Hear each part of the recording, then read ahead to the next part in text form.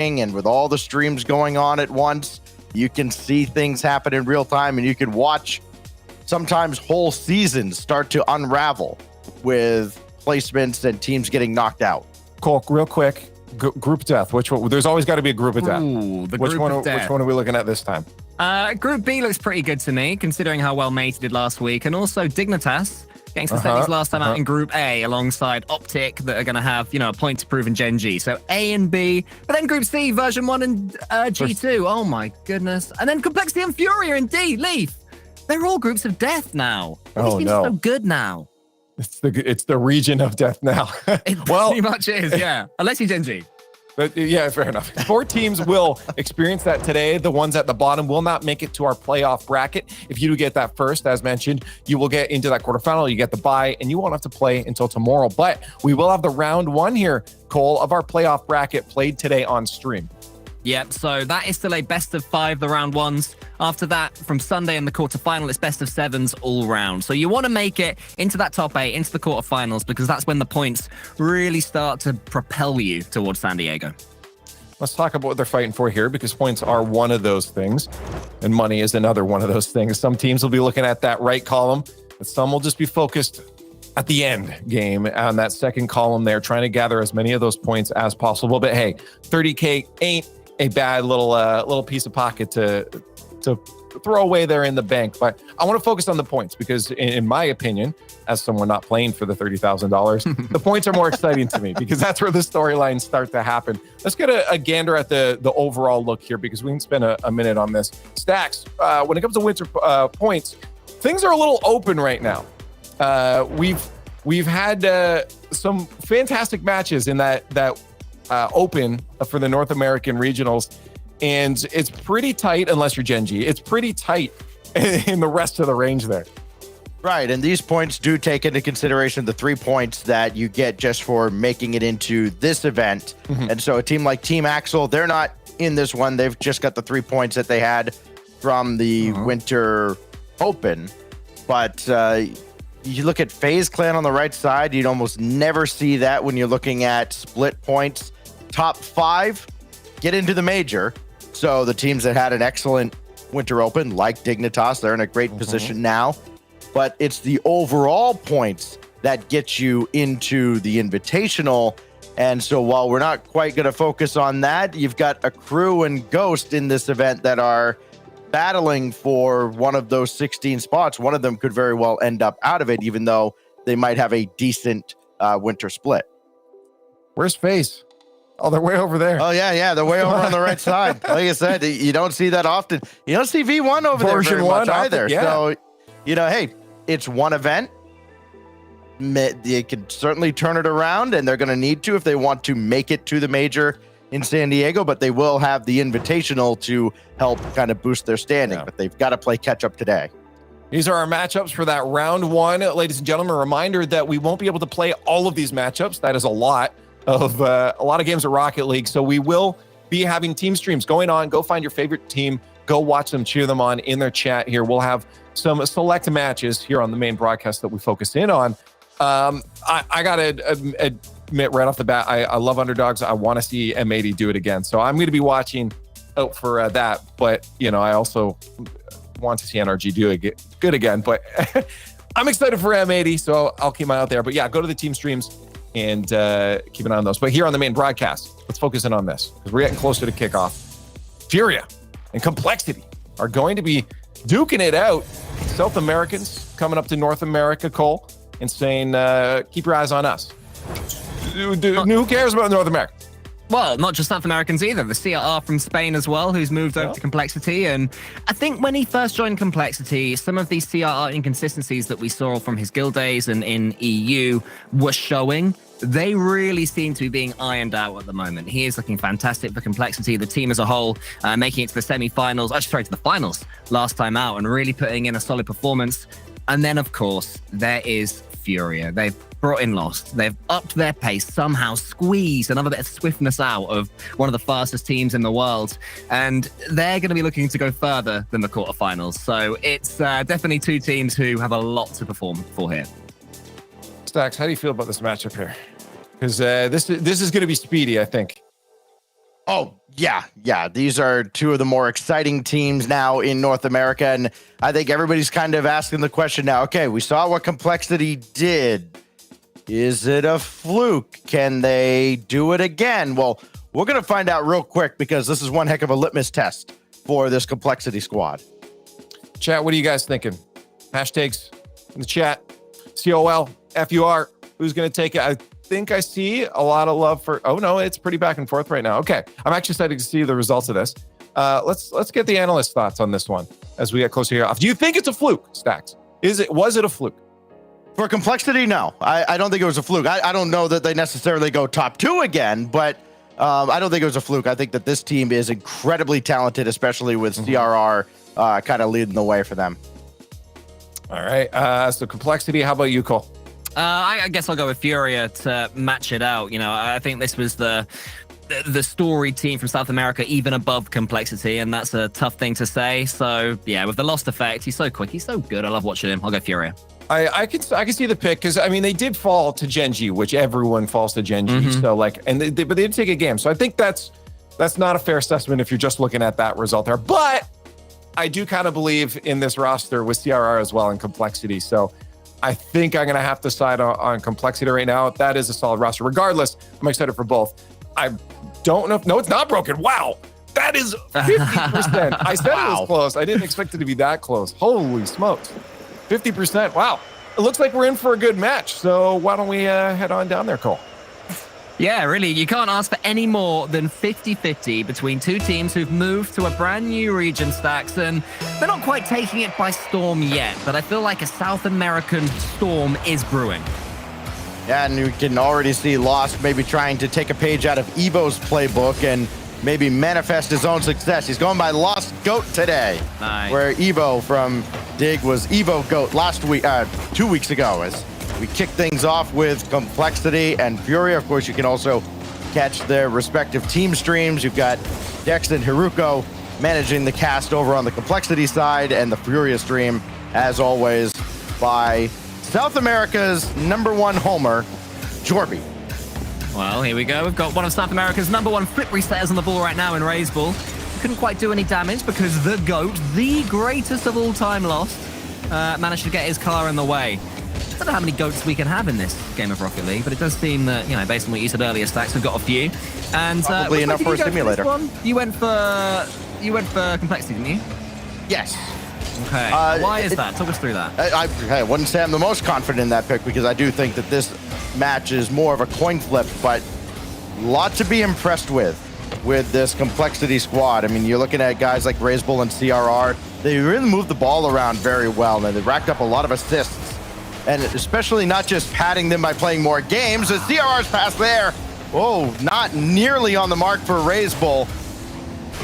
Notwithstanding, they had a lot of assists per game, and they really helped AJG get things rolling as well. So I'm looking for them to continue that, but the passing has to be a lot better than the gimme they just missed over on the Furia side. Well, as for Furia, they may not have a GOAT right. Well, they do have a GOAT, and they had their GOAT replacing the Great One. So the Great One being replaced by the Greatest, which sort of seems pretty apt, really. And poor old Kaio, who had to go back to South America, as Lost is the player that booms that ball away as far as AJG. And this is good approach work for Complexity right now. They're moving forward as a 3, not overcommitting. And they do seem more than capable of breaking through the Furia defense early on in Game 1. It's Raiseball currently sitting at home, waiting for Card to make a play.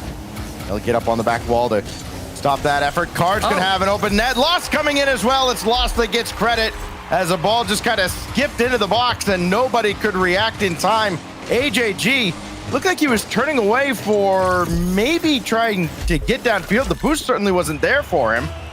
It's just kind of an awkward sequence defensively out of Complexity. Yeah, and that's the pace that you want to see as well from Lost. That's why he's been brought into this team, to just up the ante when Furia are attacking. If they are penned back in defense, as Complexity had them, all they'll need is one attempt. But that's a good pass there back into the center towards Raiseball.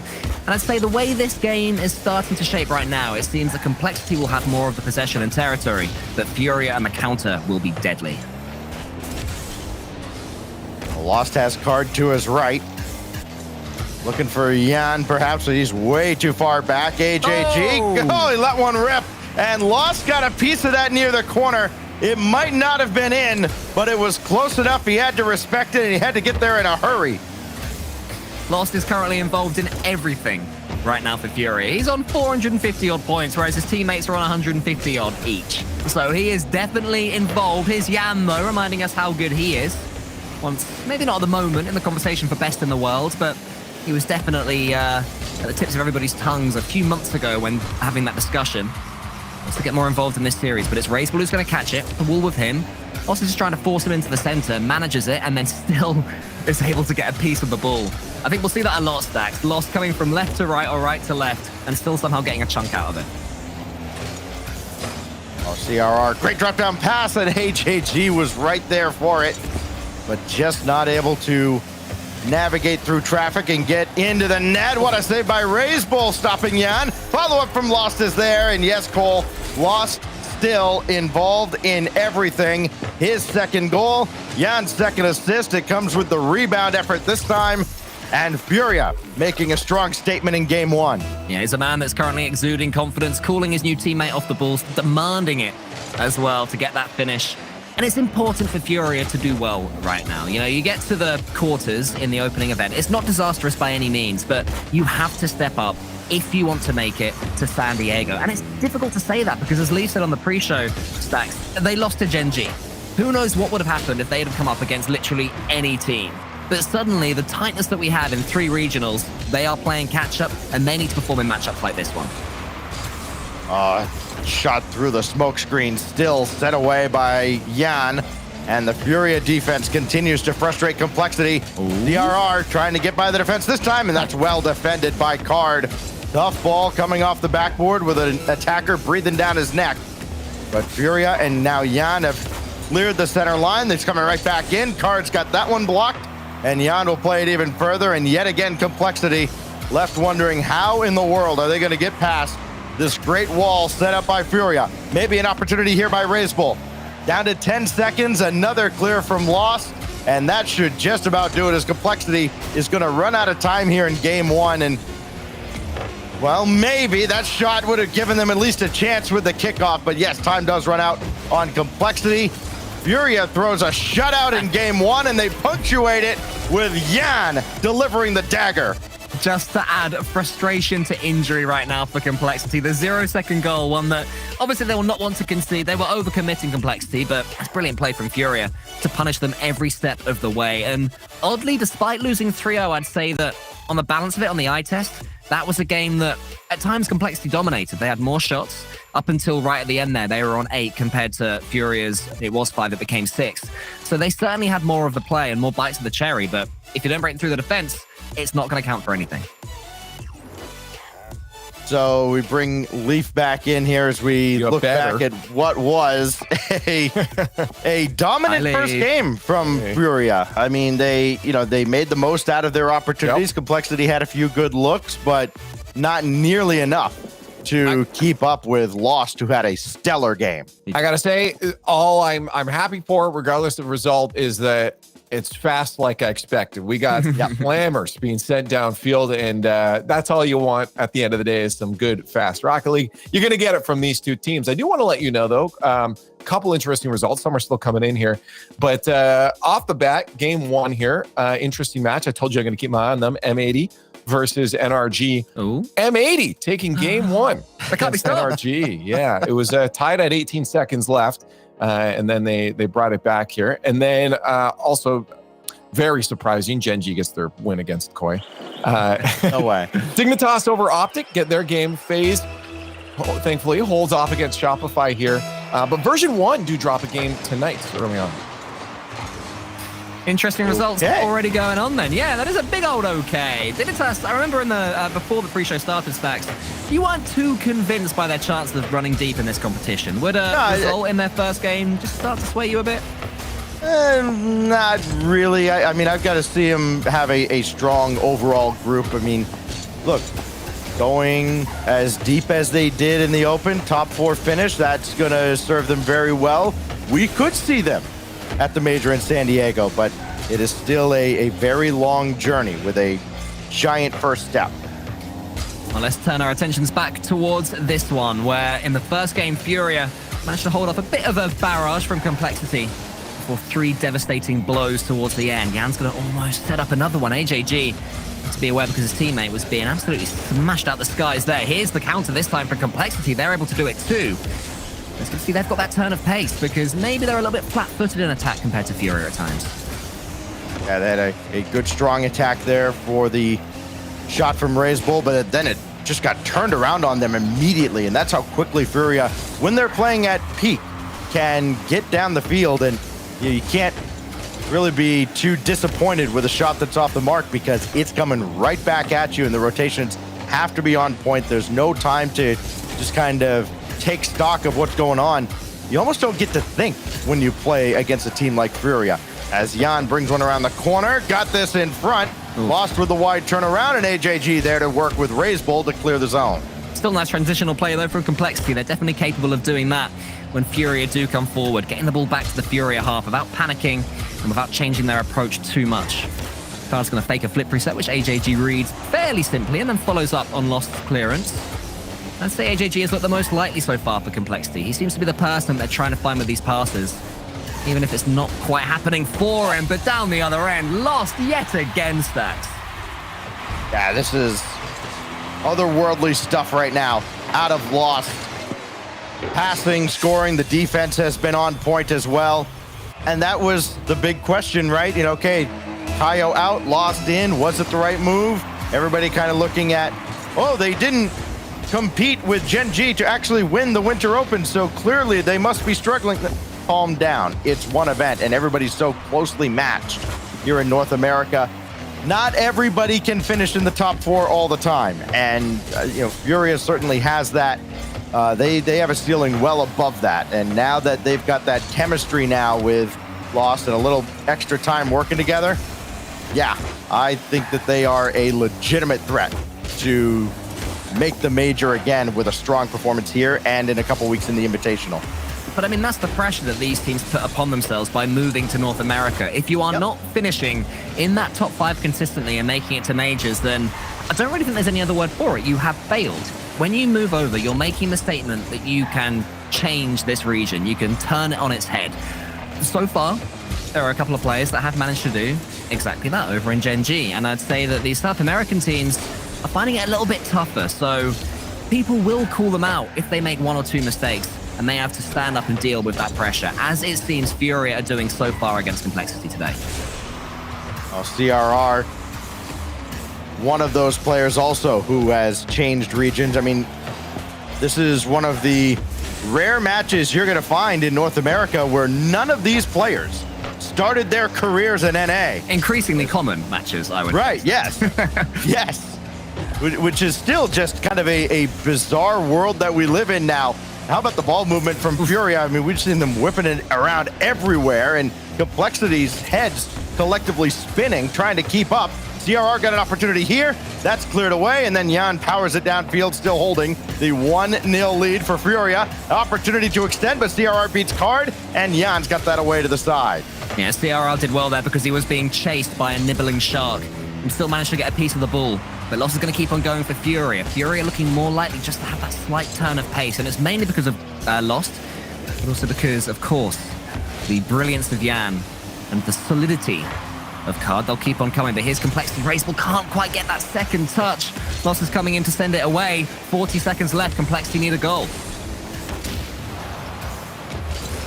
And they work from the back line quickly. That's been the real concern for Complexity. They showed signs of it in game 1 and even early in this game, but then after they had that turned right back on them a couple times by Furia, they've been maybe a little hesitant to press forward, maybe concerned that they can't recover quickly enough. Ray's Bull, big win over Card, and an opportunity at least to get in the zone. AJG kicks one away from Lost, maybe going after Card, who avoids him, and that caught a piece of Card coming off the back wall, denying CRR a clean rebound. 3 seconds remaining. AJG, awkward touch. Jan will bring it to ground off of Ray's Bull. Kind of a doink. Not really the type you're looking for. I think that was just damned if you do and damned if you don't. You leave the ball to bounce, you lose. You get a touch in it, you know you're going to score an own goal. But, you know, such is the human condition, the desperation to keep yourself alive for 0.01 seconds more, even if it leads to an 0-2 loss rather than an 0-1 loss. And that, yeah, Furia keeping Complexity at bay again. Leaf, 2 clean sheets for Furia. Yeah, no, they're on fire today. If you're a Furia fan, you'll love to see this. If you're Jorby, I bet you're yelling really loud right now. But across just the in board, general, just as a general rule, it has nothing to do with the matchup. It just, yeah, no, they're looking good. I'd love to see a bounce back. You know, you like to see a close series all the time, but you also like to see the, you know, especially facing up. We mentioned a few times now against GenG last week, and dropping to them, getting a game off them, knowing that they probably could have gotten further if GenG wasn't the blockade in the way. It was good to see them off to a good start here in groups and getting that footy early on. But again, I'd like to see Complexity fight back, if not just for the sake of my prediction, looking not extremely terrible. I want to mention in game 1, Ghost had actually taken down G2. So it was 1-0 for them, but now it's tied back. And with Vengeance, I believe the final score was 5-0 for G2. So Ghost was a team we were watching. And so they did get a game, but yeah, G2 looks not happy with it. Yeah, well, let's see, Stacks, if Complexity can strike back with the same vengeance that G2 did against Ghost. Do you back them? Complexity coming back, not quite so much. The way this series has gone again, Fury just looks like the better team. That's about as deep as it has to go. They are outclassing Complexity at every turn. And this is kind of the Furia everybody expected to see when this team changed regions. And I wish I had the answer, because then I'd probably make some money as a coach. But my gosh, watching Furia go to work is a thing of beauty right now. It's lovely, isn't it? They're playing so well, and they are just reading everything Complexity are putting at them, despite Complexity having a lot of the ball and getting these passes going. Look at this pre-jump from Jan. He didn't get a touch on the ball, but he just completely suppressed any attacking prowess that CRR could have shown. And I think that's what they're doing. They're holding Complexity at arm's length and then suddenly snapping and striking. And Complexity, from them, I do want to see them change their approach a little bit more. You know, maybe go for some bumps and demos. They're playing a little bit clean. It's too much emphasis on the solo plays of the occasional pass in field. And that carry style is just not working right now against Furia. Saw Card a moment ago go way up to the ceiling, well behind the play, just ready to pounce on any kind of lazy clearance out of Complexity. Again, just Furia has struck some kind of fear in this squad right now, and you can tell as they even try to move downfield, they're having to change their approach on the fly, and it's not going well. Here goes Jan. This usually does go well. Kind of a corkscrew missile looking for a bump. Didn't find anybody. And now it's Razebull, right at Jan. We know there's no fear in this guy. Razebull right at him again, lost with the catch, and now he'll carry towards Card. Opportunity for Furia with Lost, going after CRR. Razebull back to help out CRR and bail him out of trouble. The Furia counter-attack was whirling into life there, though. You know, that Complexity have that chance and make a failed pass, and then suddenly all 3 of them were turning on that blue goal and firing at it as one. The Blues, they survived that time, and Furia remained goalless, or still haven't been able to score in this third game. The CRR sends it forward, gets an all-important second touch. The Lost hit wasn't towards Jan, it was a little bit wayward. What can CRR do? The pass into the center, it's closed down by Lost. Razebull has a chance, I think that one's in, and they have broken Furia down.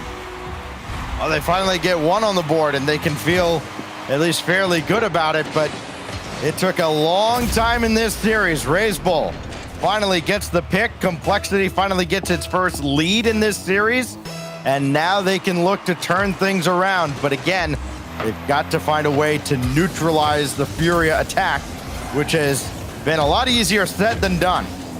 Yeah, will they start playing more defensively? Complexity, I imagine not. I can see them continuing to play this expansive play style.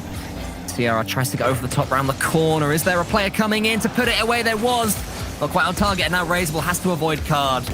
Does excellently, Razebull. A pre-jump. It's a little bit of a shame that Card took out CRR and him straight after, because he did some work just to survive there. He did too. It looked like a numbers advantage for Furia, and it was going to be a lot of trouble for Complexity. RazeBull has been exceptional so far on both sides of the ball. And if he can kind of have that wear off on his teammates, maybe, just maybe, they got a chance to pull off a reverse sweep, but that's a long way away. We've still got 90 seconds left here. GenG's going to chase. Has Yan behind him. 36 boost for Yan, so he will be able to get involved in this play somewhat if he has to. He has gone down to the floor, though, so CR now has a chance to shoot. It's lost. The backflip's not ideal. Card steams in, but more good pressure for Complexity. Oh, they tried. It looked like a pinch downfield. It didn't quite work out. The timing not there for Furia. Maybe getting a little too cute now that things aren't working as they had in the previous couple of games. DRR's going to pick a pocket. And a 2-0 lead for Complexity. Yeah, just punishing these Furia mistakes now. Now they are the ones who are looking a little bit hesitant. The clearances aren't going to the correct place. Look at Yan having to reverse in place just to get something on the ball, or at least attempt to. And it's not happening, and Complexity now can smell blood of their own.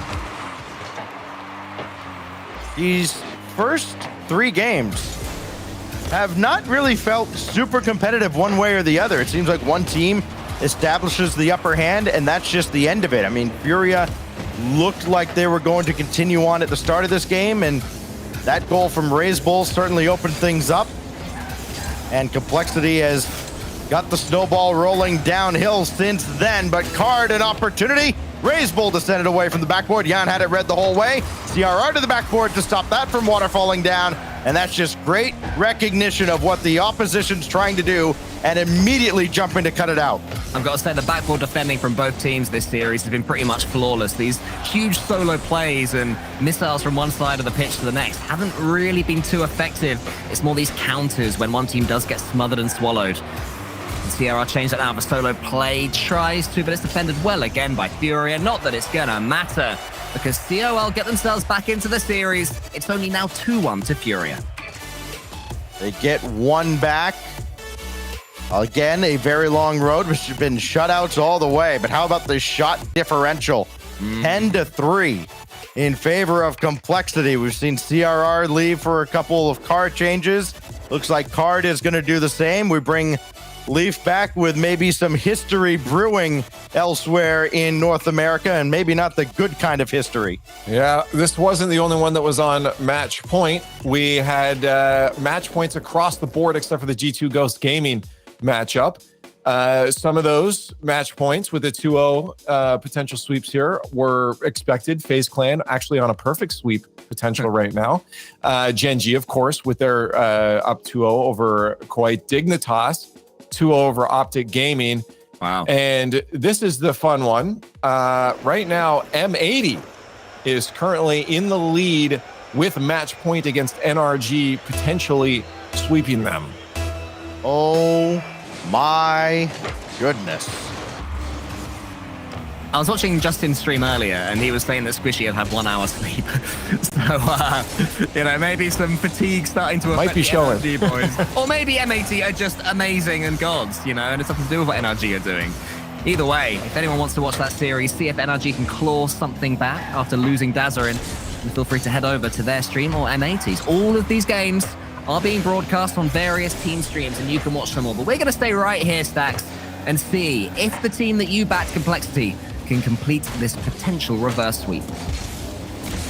A lot to build on from that previous game. The defense, and especially on the backboard, as you called out, Cole. I mean, we saw one sequence there for about 20 seconds where both teams were attacking the opposite backboard, and there was no hesitation defensively whatsoever as RazeBull tried to dance through, and it maybe took a little too long. The entire Furia defense able to converge on the center of the net. AJG bringing that to the corner where Yan is waiting. Card waiting underneath, then is not going to get a play on this one as RazeBull pops it away, but Lost will slow him down, and Card will take over. I mean, both these teams work so well defensively as a team that you kind of lose appreciation of it because you see it so much. Yeah, in a big way, they're stalemating each other right now, these two teams. And that's probably why when one team does score in this series, they're tending to pull away, because then suddenly the other team has to go all out, and that neutrality is sort of broken through. It's all a case of who blinks first and who'll make that first mistake, or that little bit of genius As you can see, once again, RazeBull is defending his backboard flawlessly. There was a bump on the way, though, that opened up Complexity, and Furia eventually finished the job. Oh, Lost is back into the offense. Getting that challenge over on the side. Pinch it right across for Card. Around the boards and in his second goal. And Furia strike first, which in this series just means Furia wins, unless Complexity can kind of rewrite the script. It does seem to be going that way, but Complexity did get the last game, so they have the momentum overall in this series, and they'll have to try and use that going forwards, but Lost is slowing things down. He has been such a different maker this series. Can Yan come in time? Not quite, but it was all from the Lost fake. He got the pinch for the first goal, almost a fake for the second, but Complexity remain only 1 goal down. Well, RazeBull thought maybe about turning on the corner, instead decided to wait, and it worked out well. He's underneath, waiting for that pass from CRR now against Lost. They don't have AJG in the play. He was demolished behind the play. Now he'll come up. Card got a piece of him, but AJG grabbed that corner boost. That could be helpful if Complexity can keep the pressure on now. CRR, indirect, looking now for AJG. He's found him, lining up a double on a tight angle, and Lost in the way yet again. We are so close to something that I believe this series hasn't seen yet, which is both teams scoring in the same game. It could be a second for Furia. Credit to CRR, he probably had himself in the way. Now AJG has an option. Does he pass to CRR or take it himself? In the end, I think he was caught in 2 minds and couldn't really do either.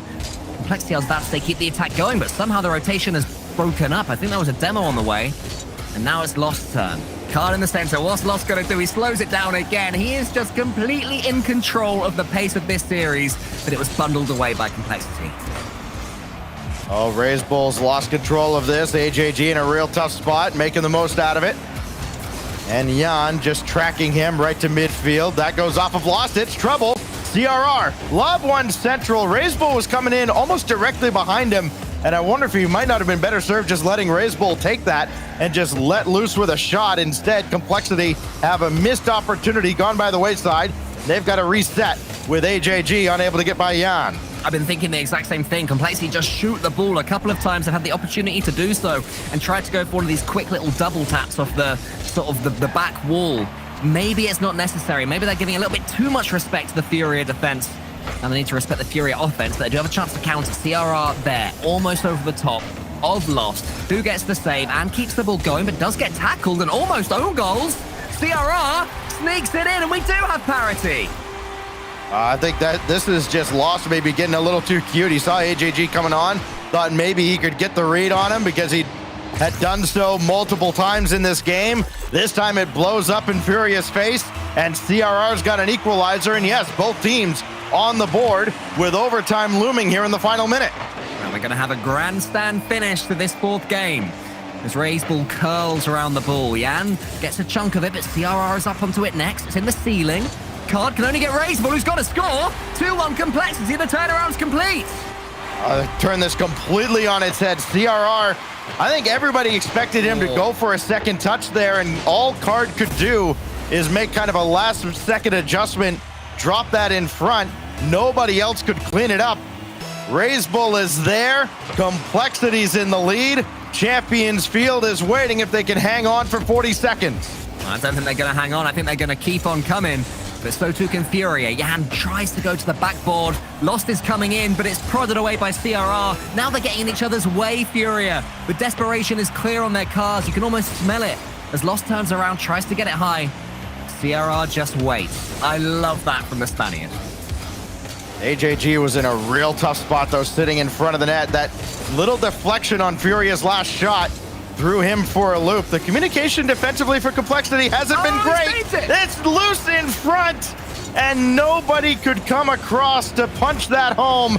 Furia going to be kicking themselves for letting this one get to Champions Field, as it has. 2 closeout opportunities gone. Complexity forces game 5. Before we go back to Leaf, tell me, it might have been my angle. Was that going in? Did Lost save his own shot? I don't think it was going in. I thought he was bringing it around the boards and just didn't have anybody in front to kick out to. Right, now that would have been incredibly awkward were it to be finding its way into the net. Either way, it doesn't matter. We're going to game 5. But in the meantime, Lee, any other game 5s? Yeah, potentially. Yeah, we have version 1 Knights, Ghost, and G2 close. I think G2 may have just finished theirs now, though. I just tabbed away to answer your question and missed the end of it. But I will give you the result. It's all your fault. I will give you. There was some finished ones. So G2 won. Okay, so that one is complete over Ghost Gaming. They came back with a vengeance. GenG, of course, gets their win over Koi, which I believe sets records for most series lost in a row for Koi, which is like previous good players. So it's crazy how this region is getting. FaZe Clan complete their perfect sweep over Shopify.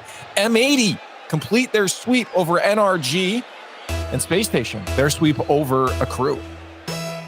Cole, you asked me about my confidence in Dignitas. I had a little more confidence in them to repeat their performance than I did M80, and all of a sudden here they are sweeping NRG, which is either a boon for M80 and a statement of how much improved they are into this split, or it is a scathing indictment of NRG.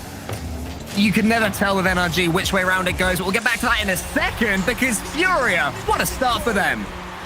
Oh my goodness. Look at Card coming through. Lost with a beautiful pass this time. There is somebody there on the doorstep. Jan running interference as well. Full team effort for Furia to strike first in the first 22 seconds. We've seen the ultimate hot and cold nature of Lost in this series. In the first couple of games, Complexity couldn't deal with him. But in the last one, I think that he sort of got in his teammates' way and maybe his own way once or twice. Now, hopefully, we're going to see the more balanced version of Lost, the one that was enthralling all of us in those first couple of games. But now there's Card on the ball. A demo comes in the center. Lost turns away from the ball, and so does Card. There's a bit of a lack of communication, and AJG can take it away. Well, that is not something you're used to seeing out of Furia, especially with these two have been together for so long now. It's Raise Bull out and around. Couple goals for Lost in that first game, and since then it's been all assists. He's got 4 of them in total, including the assist for the opening goal here. And he may have an opportunity for another if AJG isn't sure-handed with this. Lost trying to get around the corner, and that's well defended. CRR can't stay with it. Jan trying to line up a double, just couldn't get down on it. I'll tell you what, Lost is well versed in these pinches as well. Yet another confusing element of his repertoire, just how he's able to force the ball around the pitch pretty much at will. Very, very impressive and hard to defend if you're Complexity. Here he is, Lost. Not a pinch that time, just a clean hit into the center, which AJG did manage to read. Now CRR, around he goes. Onto the ceiling, Raiseball's coming in. Could be equal here. Lost and Card, both of them went. There's still danger. AJG gets a flip reset over the top, and CRR is going to have the simplest finish of his career. Oh my gosh. What a touch. Okay, AJG. I mean, what more can you say? Complexity putting on a highlight reel show over these past few games, trying to complete the reverse sweep. And with plays like that out of AJG, he's come alive. He has not scored yet.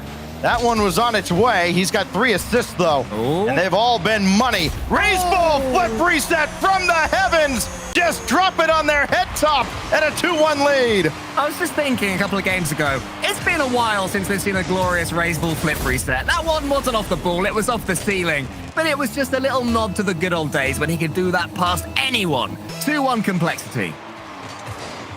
Good grief. Oh, AJG almost got around on one, just nudged off the play, right off the kickoff. Loose ball for CRR. It's a jump ball with Card. And now Complexity has to find a way to defend for half of regulation against a Furia team that you know is going to bring it. Card was trying to maybe to dish that off to Lost, but he had to go back for boost. The Furia, again, hot and cold for everybody on the pitch, but especially for Furia, the communication doesn't quite seem to be there. That time it was, but AJG making the save on Jan's shot out of the wing.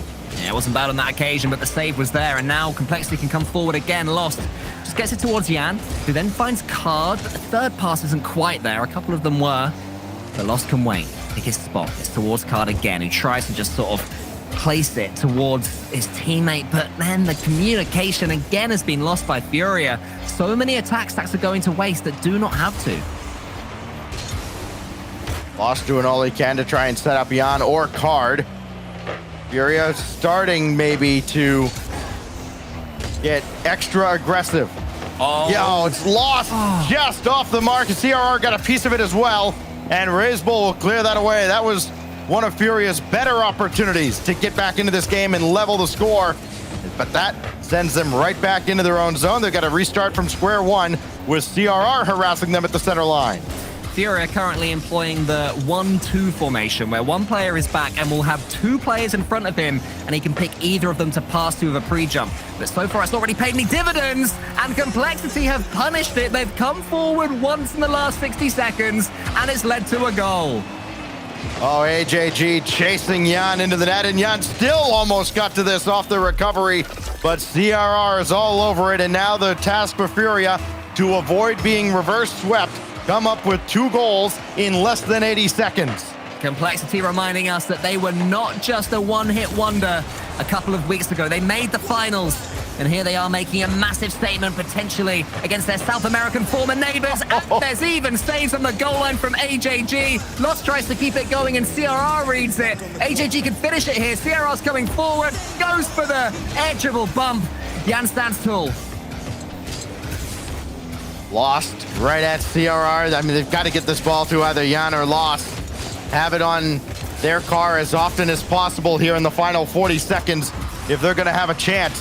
RazeBull going to waste some time. CRR the demo. RazeBull couldn't get this on target though, and the window's still open for Furia. Lost. He lost possession there. That was not intentional. CRR now, right at Lost, roll it home, and Complexity is going to pull it off. They've turned it around completely, and first off, respect to Stacks accidentally making puns, even in this highly charged part of the series, and secondly, congrats to Complexity. They seemed down and out. Nothing was working. Furia were just completely suppressing their style of attack. But they stayed true to themselves. You know, they continued to attack in the same way. They stuck to the script. And Stacks, when they got working, you can see why this team made the finals last time out. It doesn't feel like either team really made the most of all of their opportunities, but Complexity turned it on when it mattered most.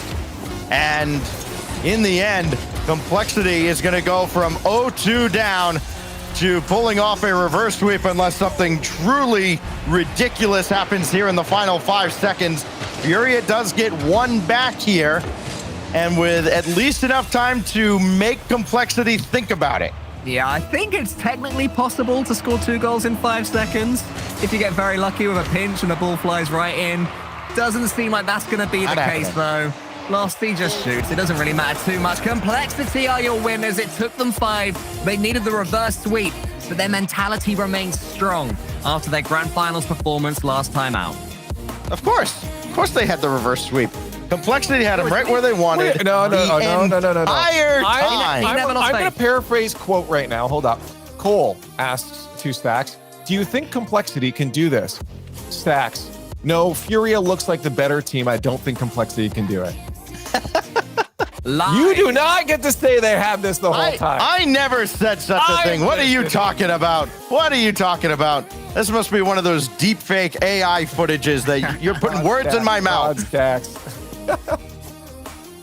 Hey, I want a good game. How about this Complexity squad, though? I mean, look, they had their backs against the wall with, Furia. I mean, Furia dominated the first 12-ish minutes of this series, and then all of a sudden, one shot from RazeBull from really out of nowhere, about the midway part of Game 3, completely turns everything around. Mm-hmm. We do have, I believe, our last match going on here now. Version 1 and nice. No, sorry, there is another one. This one, Dignitas OpTic on your screen right now. Completely incorrect statement right there. This one is done. Now it's done. Okay. Was that a 0-second winner? Was that a 0-second? That was a 0-second winner for Dignitas. No way, Dignitas. Keep on going, lads. Love that. I love when a team shocks us, by making it far, making it to the finals, the semis, whatever it might be, and then the next regional continues that momentum, which M80 appear to be doing themselves as well. It makes me all giddy, like, this is a team to genuinely keep a close eye on. It is true, and I do believe, unless I'm looking at replays, the version 1 match is still going on. 30 seconds left in that one. So, yeah, that's been a back and forth. I do like that we're getting some early matches. We saw a few 3-0s across the board early on here. but getting a couple close matches in that round one is generally a good shout out. But yeah, again, your strong teams, GenG, FaZe being back, and Space Station as well. I think it's another team a lot of people were worried about. But them getting those 3-0s is good. So this, I believe, is to complete a reverse sweep for version 1 as well, if they can hold out for 0 seconds, which they have done. Correct. So version 1, who had their struggles going into this split, would they change teams? Would they keep the same? Seems to be building something up. Yeah, no, that, again, there was a few teams we had our eyes on that we wanted to see because of how close North America is right now, that we were like, okay, some of these teams got to really step it up and do good. I mean, at the bottom end, of course, we had Ghost Gaming. They didn't step it up. G2 took them down. Then we also had, the look on M80. Are they going to be able to continue this run? They did it to NRG, but, there's that question mark of, Squishy's tired. Is NRG really the team to beat anymore? They'll face off against FaZe after this, but we do have our round 2 on its way. A lot more matches for anyone curious. Are we done? No, we have a lot more to go. Three rounds total in groups. Then we have our round 1 for our playoffs. So a lot of Rocket League today. Stick around, keep the tab open. We'll see you on the other side of the break.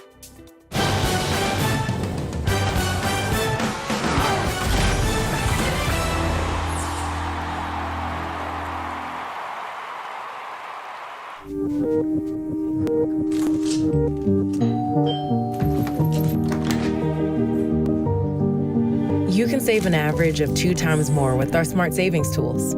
For everything we want, we're all better off with an ally.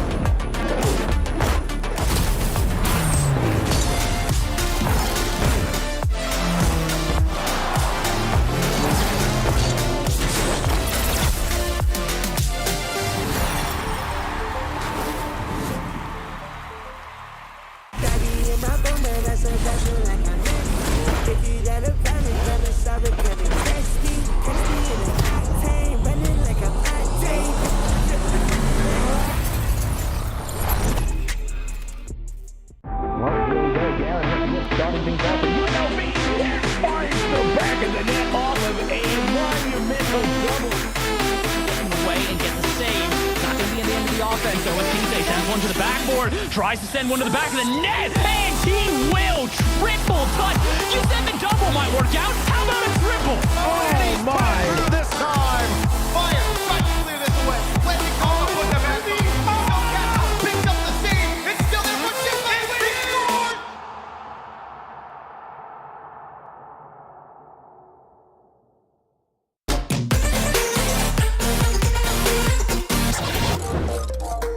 Mentality in Rocket League is probably the most important thing right now, simply because everybody's got the mechanical and individual skill to be a great player, but what separates those players is staying positive no matter the outcome. If you lose and how you bounce back from that loss, it determines how far you go as a player. So that's why I think that mentality is a key aspect this season.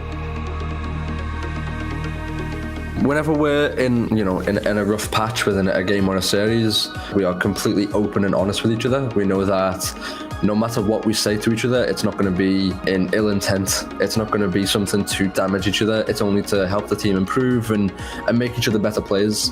And I think because we have so much trust in each other, that we take the criticism with open arms.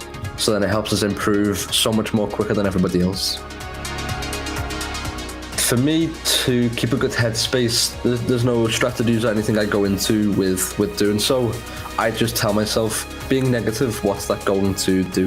If I'm negative, it's only going to make things worse. But staying positive is what has genuinely made me improve so much this season. You know, I used to be pretty pessimistic, and I never played tournaments to win. I only ever played them to get a good placement and to make myself look good. But now with my team, I play every tournament with the intention to win and also to have fun with my team. I love to get involved in the audience, to be honest. Like, it's fun to engage. No, like, it's the grand finals. When you're up there, you sort of feel, you know, it's not to the same extent, but you do somewhat feel like a superstar. So, yeah. Oh, what a pass! Oh, they've done it!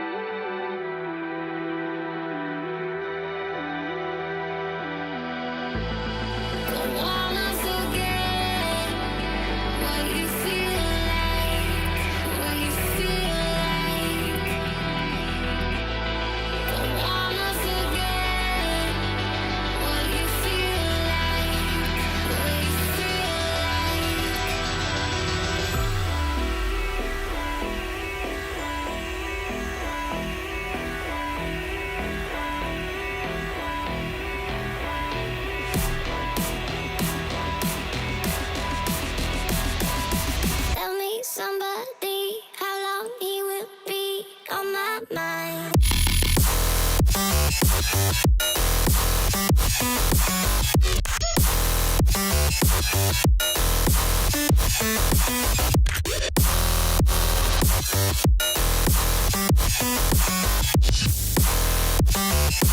He will be on my mind.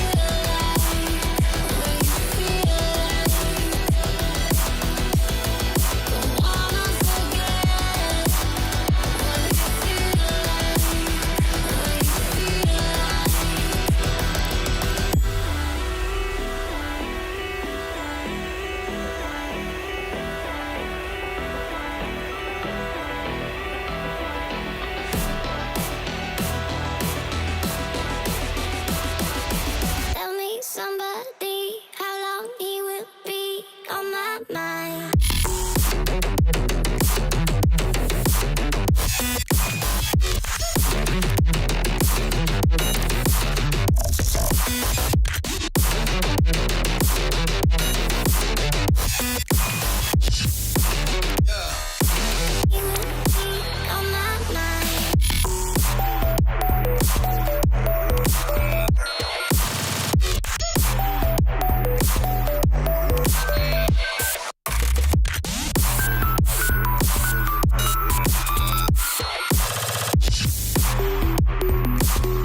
will be on my mind.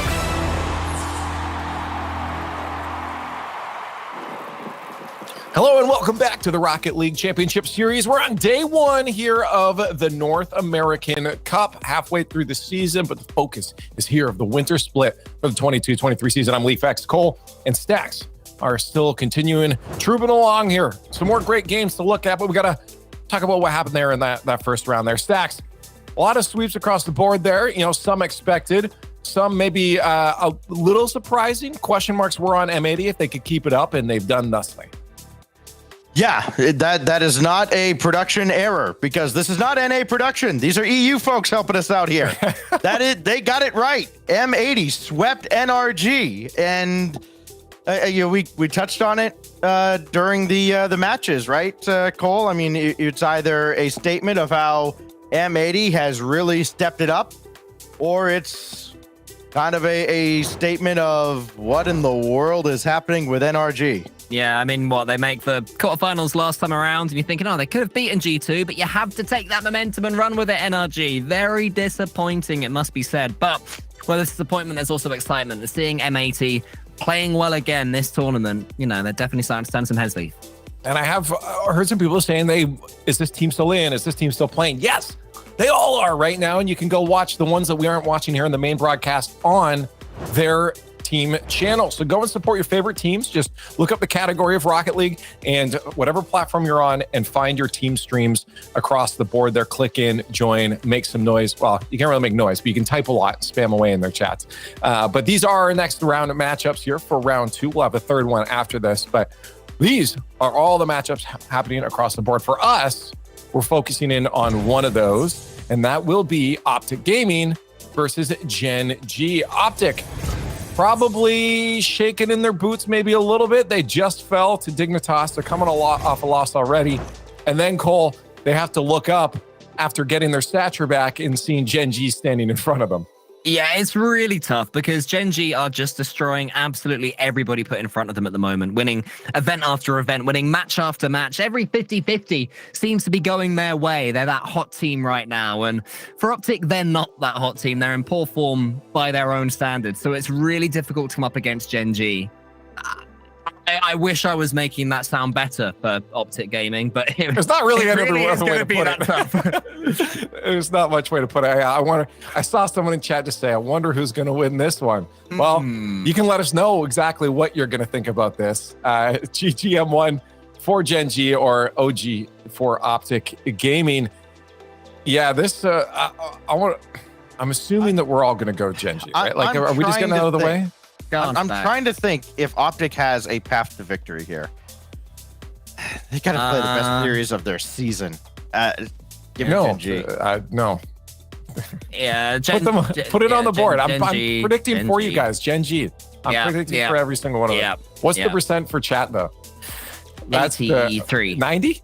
That's it? Oh, I'm pleasantly surprised for OpTic. The green wall's pretty strong. It's a story dog, isn't it? Hey, OpTic fans, I'm here for it. Good luck, but I'm here for it. GenG, the North American greats right now, come to this region and just stomping on everyone. So we'll maybe OpTic Gaming can change the story. Maybe, just maybe, GenG will fall to OpTic Gaming. Stranger things have indeed happened, and we have to remember, OpTic aren't a bad team and aren't bad plays, but when you get 5 seconds in and Nolly scores a double tap, Stacks, it instantly gets that much tougher. That is Nolly's first goal of the tournament. Had just the 4 assists. Only 4 assists in the previous round win over Koi. How fitting that we show you the American flag and everybody's favorite American player, Nolly, gets the scoring started. Yeah, well, we're saying that we couldn't really see too much of a path to victory for OpTic Gaming, but talk us through the OpTic Gaming dynamic. What are they going to be relying on to at least perform as well as they can right now against GenG? I think the shooting from someone like AJ has to be better. That one goes far down and in, and right on cue, AJ does score. He had 1 goal in the previous series with Dignitas that they dropped in 4 games. He adds 1 here. Reddle's actually the leading scorer with 5 goals, and I think OpTic is at their best when Reddles doesn't have to be the leading scorer. I think there's kind of a tendency to feel like he's got to put the team on his shoulders, put him in the backpack, and kind of be the hard carry. And when he can rely on his teammates to help him out, then he's a lot more comfortable. I think you can say that about a lot of players, but I think it especially stands out for Reddles. OpTic are going to have to be aware that they're up against a team that are going to feel they will win absolutely everything put in front of them and will be utterly fearless They have to make sure they're standing firm against what will be a spirited GenG attack, and that's a good example from Magic Bear right there. The newbie introduced to this OpTic gaming roster, you know, and they're a player that, at least publicly, they've been very vocal about, talking about how much they love playing with him and how much they believe in him. So there's always going to be pressure on the newer player to excel in some way. But I think, as you say, from the old guard, from Rettles and AJ, they're still capable of doing some damage themselves. Apparently, Jack is called into a save, which would have put OpTic 2-1 up. Well, AJ circling around on a shot here. Apparently, Jack got it right back to him. And AJ almost scoring on a really tight angle with the rebound. Chronic now out of the corner. Magic Bear is there to stop that effort. And Chronic can just send this right through the middle where apparently Jack is waiting. And I think everybody kind of watching every game GenG plays almost under a microscope, trying to figure out just how they are so much better than everybody else. A team that's just formed 5 months ago as that shot rings over the crossbar, but they have the chemistry of a team that's been together for years, it feels like. Yeah, well, Nolly and apparently Jack, you know, their careers circled among one another without ever playing together back in EU, and then finally they made that decision, but we'll get back to that because they may be about to witness a goal flying over their heads. Not quite, because Nolly had managed to get back. AJ's approaching this one. Apparently Jack keeps himself behind the ball, and I think it must be said to me, you know, Chronic is this sort of North American wonder kid. Nolly's in fantastic form since moving over, but apparently Jack, he just always seems to have, he seems to bend time and space to his will. Every touch, perfectly to himself. He keeps on going. He keeps his car behind the ball. There's never a dud hit from apparently Jack. Yeah, he's certainly one of the smarter players in the world and has been regarded in that way for a while. He's also Johnny on the spot here as his effort right down Main Street off the feed from Chronic. And there's that chemistry again. Everybody bunched up in the box. Apparently Jack recognizes that, jumps right in, and one back on the board here for GenG. Very few areas are safe when you're up against GenG. You're camping your own goal line and they'll put in the infield pass with perfect precision and a huge amount of pace as well, making it as difficult as possible to save. But here comes AJ, one of the original mechanical kids. I say original, you know, sort of third generation mechanical kids perhaps. He's been among the scene for a long time now. Wasn't quite able to get that one on target. Apparently Jack just goes again and... Okay. Sure. Like, when did he make the decision just to prod this one into the corner? Now? Just, oh yeah, I see there's a gap. Noddy's going for the bump, so get it in the bottom right. And it will find its way in. You don't always have to slam the ball in. And if anyone is going to realize that in time and get it on target, it's apparently Jack Stacks. It's just apparently Jack. Apparently so. Here goes Jack again. And he got this one through Magic Bear. When it rains, it pours, and it almost turned into a torrential downpour on the blue half of the field. OpTic at least able to keep them out for now, though not through much of their own work. Rettles right at apparently Jack. Nolly's popped this up, leaves Chronic all alone. He couldn't stop AJ, who bounces it down on the double. Love to see it from AJ. There we go. Nolly actually did a missed touch there, or a missed touch, should I say. And AJ didn't need to be invited twice. A beautiful double tap to keep OpTic gaming in this one. They've done well to survive because GenG are looking pretty smooth themselves. And OG, off the back of that tough loss against Dignitas, are really, you know, doing their best to impose themselves in this series. I have a theory about GenG that we'll probably get into as the weekend goes on. You know, we talk about how they seem to struggle on Fridays at times. You know, they actually look human occasionally. And then Saturday and Sunday rolls around and it's just night and day, where they just dominate everybody. And I wonder if it's just that they have a level of kind of feedback and reviewing their gameplay that other teams just don't have. And I wonder how much coaching might come into that as well, because again, there is nobody else in the world that seems to have that switch that they flip between day one and the rest of the event. They've got it going right now, though, on their way to a 2-0 record so far in the group stage as they try to take game one. Apparently, Jack and Nolly getting things rolling now for GenG. Yeah, I mean, in a world where everybody is looking towards players like Zen, mechanical wonder kids who are going to change the game and you know, grab Rocket League Esports by the scruff of the neck. GenG have been a little bit different since they moved to North America. They're much more the team focused, the team. You know, if we're playing or if I'm playing not that great, that's fine because I can still bring my teammates into it. There's certainly a throwback to an old meta, I would say. The new old meta are GenG, and players who have mechanical focal points are struggling to deal with this dynamic that they're presenting to us all. It's just incredible how consistent it is. And as you say, Stacks, the final piece of the final ingredient is even when it's not working, they go back, they tweak it. Nolly was saying in his interview, they're able to talk to each other. They're not going to take it personally if someone calls something out. It's just this perfect stew of Rocket League they've got going on. And it's going to lead them to this first game right now against OpTic. But credit to OpTic, Stacks, because they didn't put up a fight. They did put up a fight, but in the end, they still had the fight taken to them. I mean, that early goal out of GenG, I mean, it sets the tone, right? I mean, sure, you're always able to come back. You've got plenty of time to work with, but when you start behind the 8 ball like that, with the season going the way it's going for OpTic and their expectations not even coming close to reality, it's got to wear on you at some point, and that mental block is got to be real tough to overcome. Well, Leaf, GenG, they won game number 1, and we were saying, you know, as the first series was going on, we were like, oh, GenG win, of course. That was a bit trickier than perhaps it could have been, but how are games going elsewhere? Well, great if you're not NRG. Ooh, that's for sure. No. Shopify Rebellion take game 1 5-1. Who just got perfect sweat? 5-1? It was 5-1. Yeah. For Shopify. Yeah. Also, yeah, M80, it might not, you know, they might be good, but not that good. FaZe Clan is currently up 1-0 and in the series, and then 3-1 in game 2 against M80. So they'll have a little bit of work to do. I think FaZe are going to be an angered, prodded beast in this event. They're not right happy. now. Yeah. No, so anybody coming up against FaZe, beware and be prepared for an absolute barrage. But yeah, interesting results going on all over the place. Stacks, and surely these sort of fairy tale runs, these Cinderella runs that are happening, can give a team like OpTic, who don't need a Cinderella run, they're better than that, a little bit of heart against GenG. Yeah, again, this team is not invincible, despite what they look like when everybody's watching on Sunday, right? But the overwhelming offense out of game 1, and again, that early goal out of Nolly, it's so tough to play from behind against this team. You've got to jump on them early. Reddle's going to try to do exactly that. Quick correction, he had 4 goals, not 5. Apparently 1 disallowed at some point in that opening series.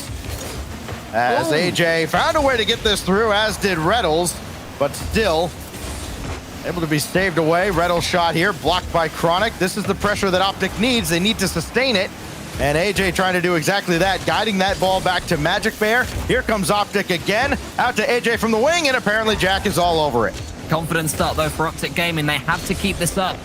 They'll know that any second they could be countered, but you have to try and wrestle with that fear when you're up against GenG. As Chronic comes from the side, Magic Bear fancies this one. Does he know he leaves it what he hoped would be for Rettles, but Rettles a little bit too slow. Apparently Jack might be able to complete that counter, but Magic Bear gets it away. He keeps the touch going. Around the corner with him. Chronic on the backboard. Edge is in the center, and Nolly is going to turn this one down. So at the moment, OpTic looking like the faster team, Stacks. Not so fast. Nolly, like a hot knife through butter, just right through the defense. One little move on Magic Bear. Reddles trying to recover from the side. He couldn't get there. And after being held off the scoreboard through the entire first round, Nolly's the leading scorer in the series with his 3rd. Now, stuff for Magic Bear because he was so desperate to keep that attack going. That's why he made that mistake as the 3rd man diving in. But another attack starts from the kickoff. And once again, AJ scores the equalizer after an early GenG goal. Well, AJ has had shots go in off the ground, off the crossbar. This one cleanly into the net, just above the line. And a 1-1 scoreline here. And this is great for a player like AJ, too, who he'll have his fits of struggling with shooting accuracy and some of those bounces not going his way. I think it can get into his head, but right now, he is all money. AJ with 2 in a row. Absolutely beautiful. Look at this, the flip reset. And then this extra touch here just to float it over the top of Chronic and Nolly, as they dive from side to side. That one looked quite beautiful in every way, but the most beautiful thing for OpTic fans is that score at the top. 2-1 to OG. This is exactly what they needed, but again, they're up against a monster in GenG. Nolly, shots high. AJ couldn't get to it. Chronic could not direct the rebound home. Apparently, Jack bringing this to ground. Nolly's there, and so is Rettles for the save right at the halfway mark to preserve a 1-goal lead. Yeah, but this GenG machine is just about ticking into third gear now, I feel. OpTic have managed to make them bleed, and they're going to want to get them back. Apparently, Jack with the 50-50 against Magic Bear. Magic Bear does more great work. He's just coming forward. He's warmed up as well. Such a hot and cold player, but when he is hot, absolutely sizzling. And he's closed down fast again by OpTic Gaming, and that seems to be what's working for them against GenG. You feel that after a game or so, GenG are going to be able to counter it, but for now, this is a real chance of OpTic playing at this pace for them to take their second game. Chronic coming on, realized Rettles had him beat, so Chronic trying to guide this back towards Nolly, but AJ's picked him at midfield, and Chronic had to scramble back and just did so. Couldn't quite get through Rettles, though, to get to that ball. Now Rettles going to take this himself, line up the double, it's high. AJ rebound is stuffed by Chronic. So close for OpTic Gaming doubling their lead. They'll keep on trying, though. Credit to them. They're not sitting on this 1-goal lead. They're keeping coming forwards. AJ should have a simple touch to the side. Nolly tries to put him off. Rettles does put him off. But AJ keeps on going, ignoring all the noise from the left and the right. Managed to have a good pinch. It goes into the center. Eventually Nolly gets it, but he has to back up out the way, allowing in Chronic, who wants to do something with it, but Morgan teeing up right now from OpTic Gaming, playing in front of the ball. This is what we want to see from them. Are they able to see it away, Stacks? It's looking like they've got every chance of getting the second game. They do. You see in GenG and how they work, though. It starts way at the back. Just lob it up there, let somebody else create. And they kind of play close to the vest. You're not seeing a bunch of big booming clears and dump and chase. A lot of intention with every play as Chronic stopped by Magic Bear. Here goes apparently Jack over towards the right side. He's got Nolly over there, but so too is AJ. Chronic through traffic. Could not keep possession. Magic Bear chance to maybe put this game away. And he's got it along the goal line, but that's great patient defending from apparently Jack. Magic Bear had no boost. He did his best to just get something from it. Getting the ball across the goal line was about as good as he could have hoped for. And more importantly, right now in this context, is stealing seconds from that clock. Nolly, though, is able to get this one clean. Apparently, Jack takes over. Nolly in front of the ball. Apparently, Jack, will he get it back to his teammate, Chronic? One way or another, it's via an OpTic player, but it's good enough. That one's going to fall to Nolly. AJ falls on the ball. It's fortunate from OpTic Gaming, but you have to take that little pinch of luck. They're going again, though, GenG. Rettles, his touch, he has to stay behind this one. He does. Chronic with the race against Magic Bear. Magic Bear gets the bump, and OpTic Gaming take game 2. That game was hanging on the edge the entire final 30 seconds, and OpTic hanging on for dear life, trying to preserve that lead. Great effort by Rettles and Magic Bear at the end. AJ with the offensive explosion, and it's just about a 10-second stretch of time where AJ takes the game over. Leaf, what's going on elsewhere here in round 2? I mean, a lot of matches are actually still going on right now, so we don't have a ridiculous amount of results. But I will just bring us back to the NRG match because, there's a lot of NRG fans that want to know what's going on and haven't clicked on their stream and they're not over there watching the team stream. There's a bit of a bite back. 4-1 for NRG this time. So big swings in that. All right. Yeah, big back and forth series. Also, on the M80 side, it's tied in game 3. They're not getting beat right now, so maybe they are good. How long's left in that one? There is 30 seconds left. Oh, wow. Okay. So they're getting overtime. Yeah, it seems like they're improving against FaZe as they go along. So good luck to M80. Over here, though, Stacks, we've got a little bit of a fight on our hands from OpTic Gaming. I was most impressed with how, after having so much pressure at the start, they were countered. A frustrating way to concede. Your third man coming forward too much. But they stuck to that game plan. They kept on attacking GenG, and, it bore fruit. Yeah, a lot to build on there for OpTic Gaming. A season that has, as we've kind of hinted at, not gone towards expectations at all. There was a lot of excitement around this team when they formed, and You know, the question was Magic Bear, and everybody, you mentioned it, the players on this OpTic squad said, nope, Magic Bear's the truth. This is the guy. We have a lot of faith in him. And well, so far, without a goal or assist in this series. And there's always going to be that cloud kind of hanging over his head and this team's head when the rumors of Rise coming over and the domino effect that would have caused was going to leave Magic Bear without a home. That was the guy that OpTic was rumored to be replacing. It did not ultimately happen. And now they've got to find a way to kind of navigate that mental obstacle course. They've also got to find a way to navigate around midfield. They just lose the ball here completely. Magic Bear and AJ not on the same page. AJ looked like he might have got nudged from behind, and Nolly is all over it. Yeah, Nolly is just punishing this OpTic Gaming midfield presence. You know, whenever they make a loose touch or the ball goes into the center, Nolly is the one who is there to make sure he will be the next one to touch the ball and scoring himself a few simple goals after opening the series with an absolute banger. Did deliver Pudley, and apparently Jack won't be able to get to that one, but Nolly will chase it. Let's see if he can get himself another freebie. Not quite on that occasion, but GenG have a lead and they're looking good for it. A little floater just barely over the bar. Magic Bear applying the pressure, serving one up to AJ. That's going to be blocked out to the corner. Chronic hasn't got this out of the zone. Apparently Jack will try off the challenge in the half flip and just jammed up there on the side. It looks like ice hockey right now as Reynolds will have to bring this deep into his own corner. That boost spawns behind him, so it's going to be free for Magic Bear to take, but he couldn't go after it because the ball almost came back in from apparently Jack, and just that threat alone is enough to kind of freeze defenses and make them alter as that goes bar down and off of AJ. So close. OpTic survive and might be able to even counter if Rettles can beat Chronic here. Chronic not only got in the way, managed to get the ball all the way down to the other end, but OpTic Gaming with an AJ pre-jump will come again. Magic Bear not quite there in time. Apparently Jack into the center. Wants to get the second touch, but isn't able to.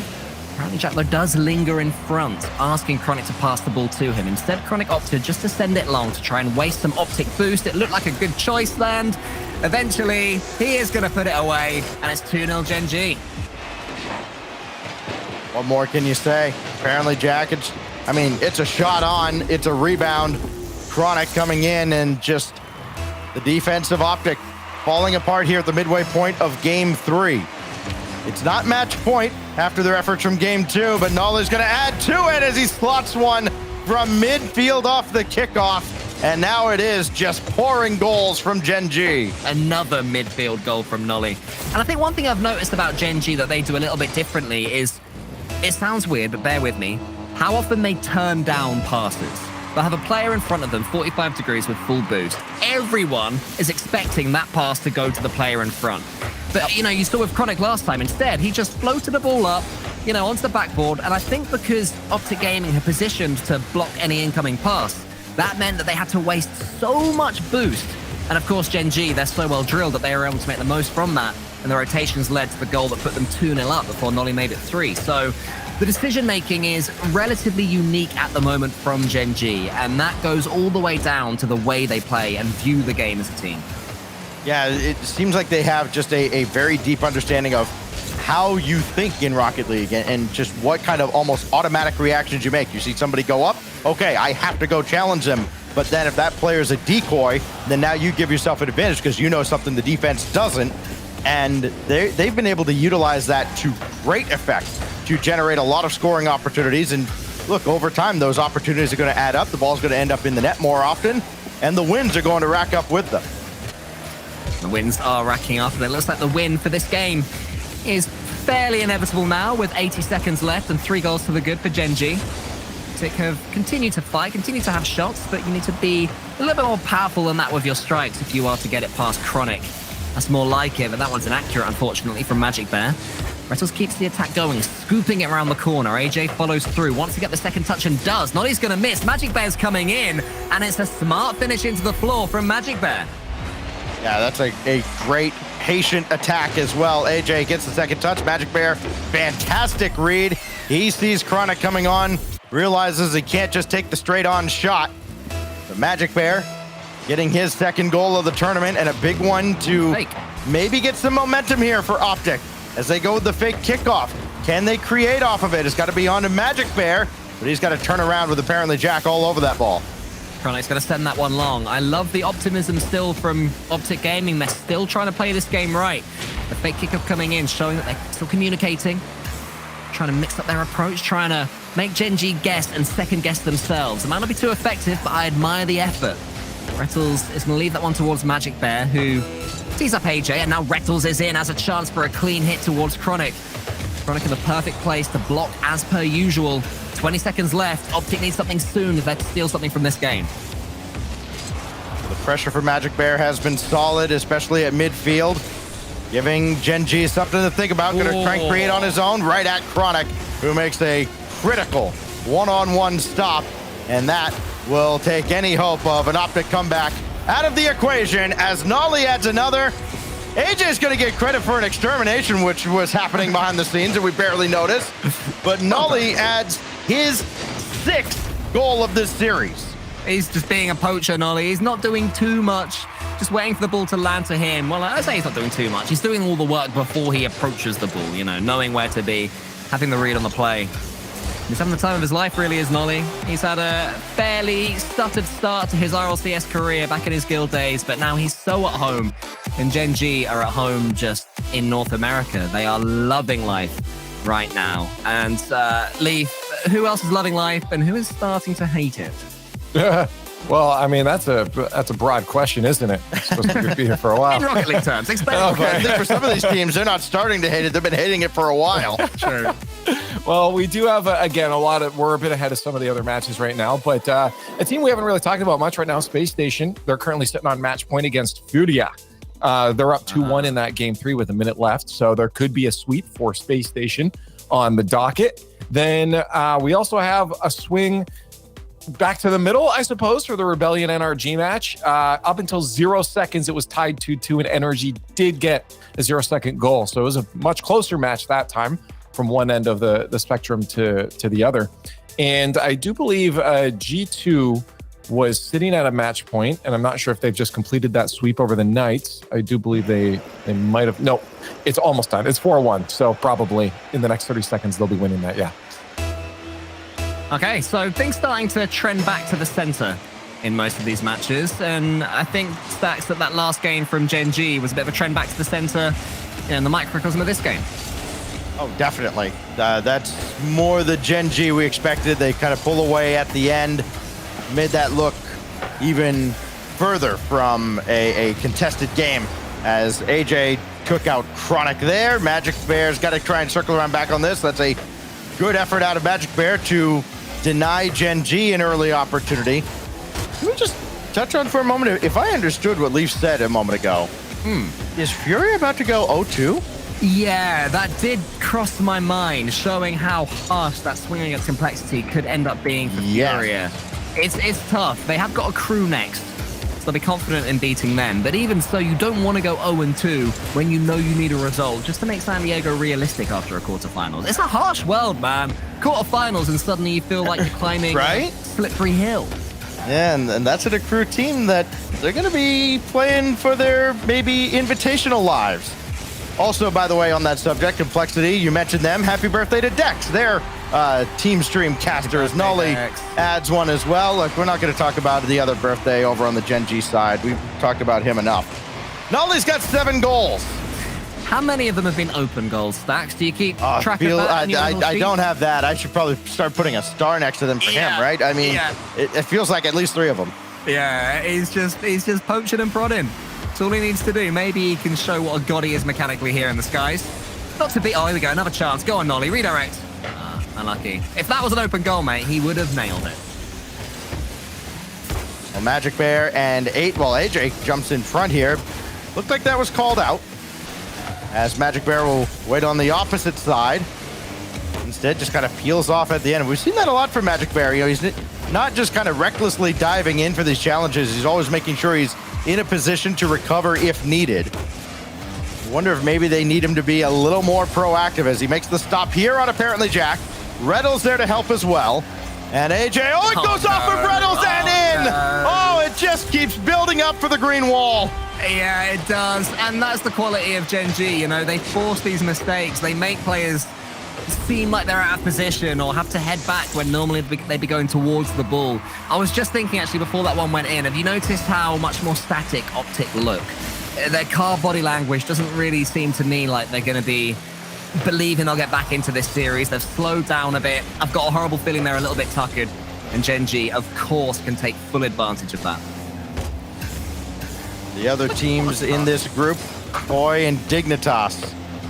And I mean, we apparently know how good that Dignitas squad is. They took down OpTic in the first round, made that deep run a couple of weeks ago.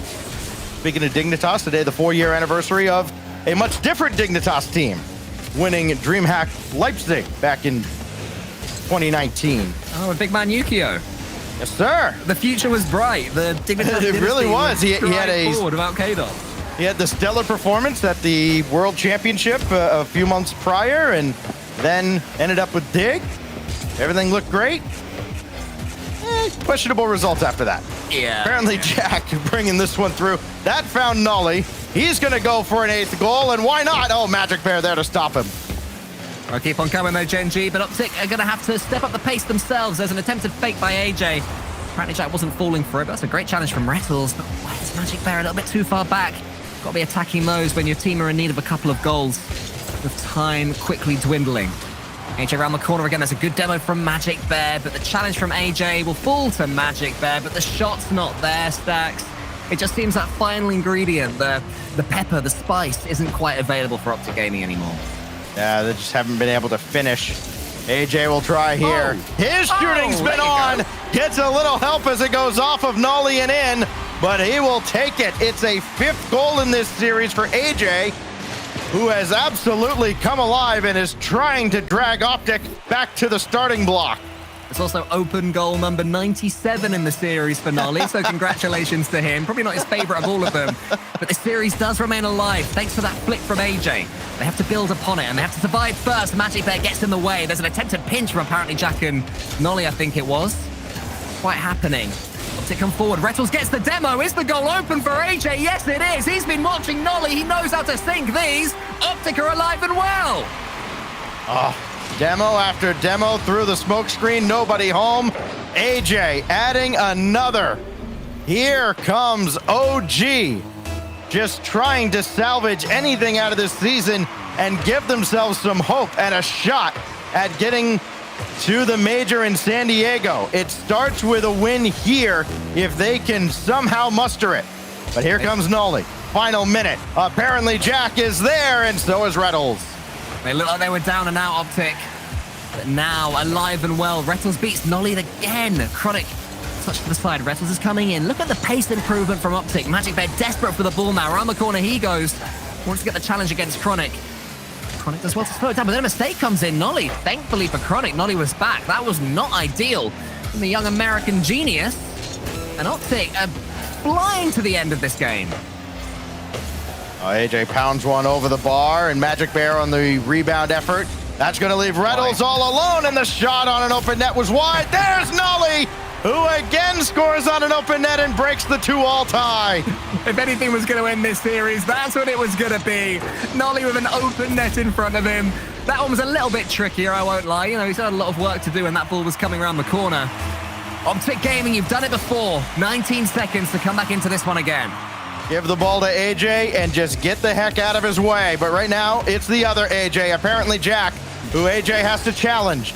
Magic Bear, gotta get to this. He can't. Chronic trying to kill off the final 5 seconds. Rettles got a turn. He couldn't grab that corner boost. AJ does. Will it matter? No, it won't. Who else but Nolly to spike it down? And GenG takes down OG. Always will find a way at the moment, GenG. We said at the top of the series that this is a team that even if things are going wrong, they just believe that they will have the will, the endeavor, and the ability to win any series put in front of them. OpTic made it tough for them, Stacks. I think it's impressive, and hopefully they can take some of that belief going forwards, because there's more to this OpTic Gaming roster than we've seen in their results. Yeah, man, it's so rough when you see a team that you know is good fall flat time and time again. It's got to be incredibly disappointing as a fan, it's got to be incredibly frustrating as the players themselves. This has almost just been a nightmare for OpTic, and they're still trying to wake up from it.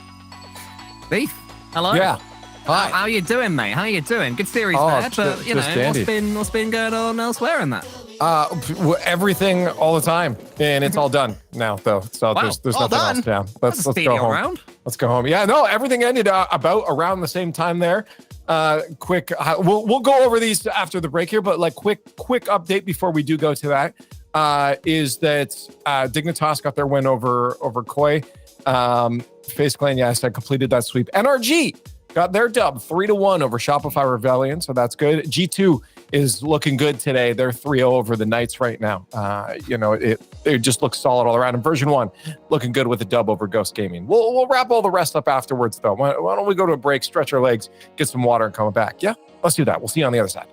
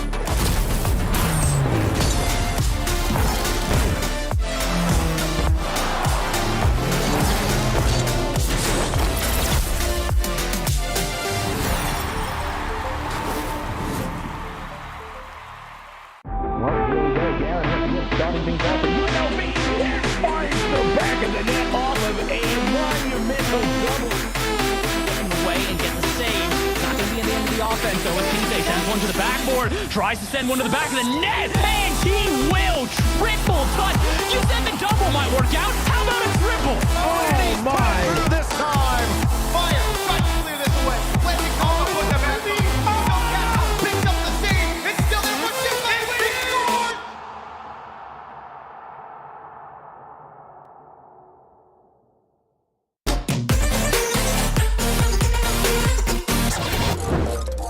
I think mentality plays like a very big role, especially in a team-based game like Rocket League, because if like not everyone's like happy, or if like one person's sad, it could really drag a team down.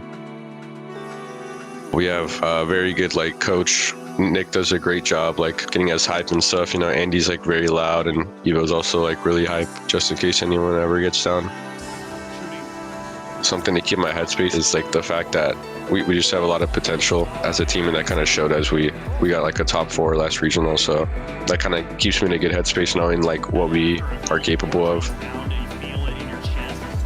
If we ever get stuck in a very bad spot in the middle of a series, I think something we try to do is just don't let it get to our heads. Like, just take it one game at a time. We know what we're capable of. I think the type of mindset you need to have to be able to go pros, be very confident in yourself, and just know that hard work pays off. But doesn't matter as Arsenal can't catch up to this ball, and Trees extends the lead.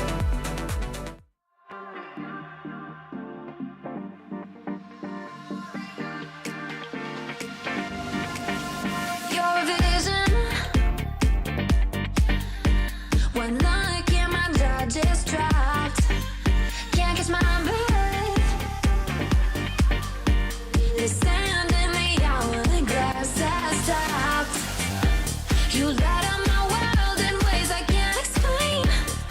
You're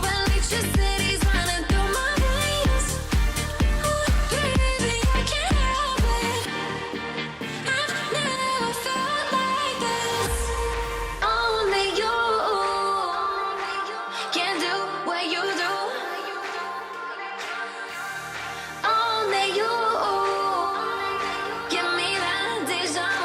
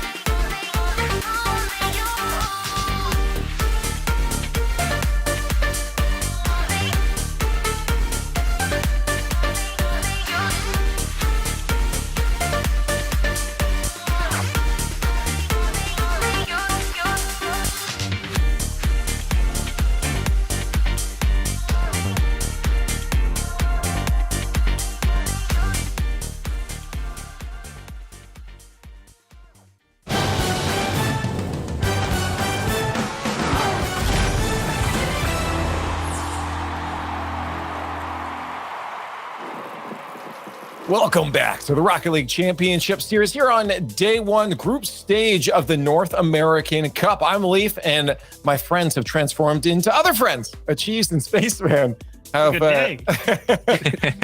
You got to teach me to spell one time. It seems useful. Achieves. Yeah, very handy. Very handy. Always wanted to be ginger and have a beard. Spaceman, which if you had to transform into one of the RLCS casters, who would it be? Gibbs. Good choice. I should have done a lot. Then I control everything, and no one can tell me anything. Yeah, take the easy answer out of here. Well, let's take a look at results. I'm going to pretend you guys weren't watching at all. So here's the results. Now you're all caught up. Tell me about these matchups. They're great, aren't they, Spaceman? They're fantastic. I mean, listen, if you're not the GenG fan, they're not great. If you're an NRG fan, they're not great. For maybe like FaZe today, yeah, you're having a hell of a time. But everybody else struggling for sure. I think the biggest kind of results, of course, looking at a version 1, we're able to reverse sweep, get themselves to the game 5. You're looking at complexity starting slow, but still picking up steam. These round 2s and 3s we start to land some punches for a lot of squads. Stress, very terrifying. It's a lot to take in, but everyone, at least for the most part, seems to be doing okay. But Furia, oh no. Oh no, Jorby is terrified. He should be terrified. The crew is not a free win. No, those are not the matchup or the start to the day that you wanted, and almost the finish today. These groups go by real fast. And to be 0-2's not the best. M80 was the team I was looking at. They're actually still sitting 1-1, and they got Shopify Rebellion up next. So I'm personally excited for that, because when you see a team surprise like that in a previous regional, you want to see them carry on. But Spaceman, just looking at the rest of this, in my opinion, Dignitas being 2-0 is also fantastic. Yeah, we were talking about it in the green room, how it was a bit of a clean slate across all groups up until, of course, M&A and NRG kind of splitting at a 1-1 apiece. Yeah. But this has been a unique day for not only jostling for, of course, major qualification spots, but also it seems that teams that have struggled continue to do so, and teams that can kind of get by those marks and find wins are doing that as well. this has been one of the more interesting, and we say that every week, but this has truly been one of the more interesting weekends for North American Rocket League because the top is still the top, but in the middle, there's so much room for error that is both good and bad for a lot of these mid-pack squads, looking at Koi, looking at Knights, I mean, even looking at NRG at this point.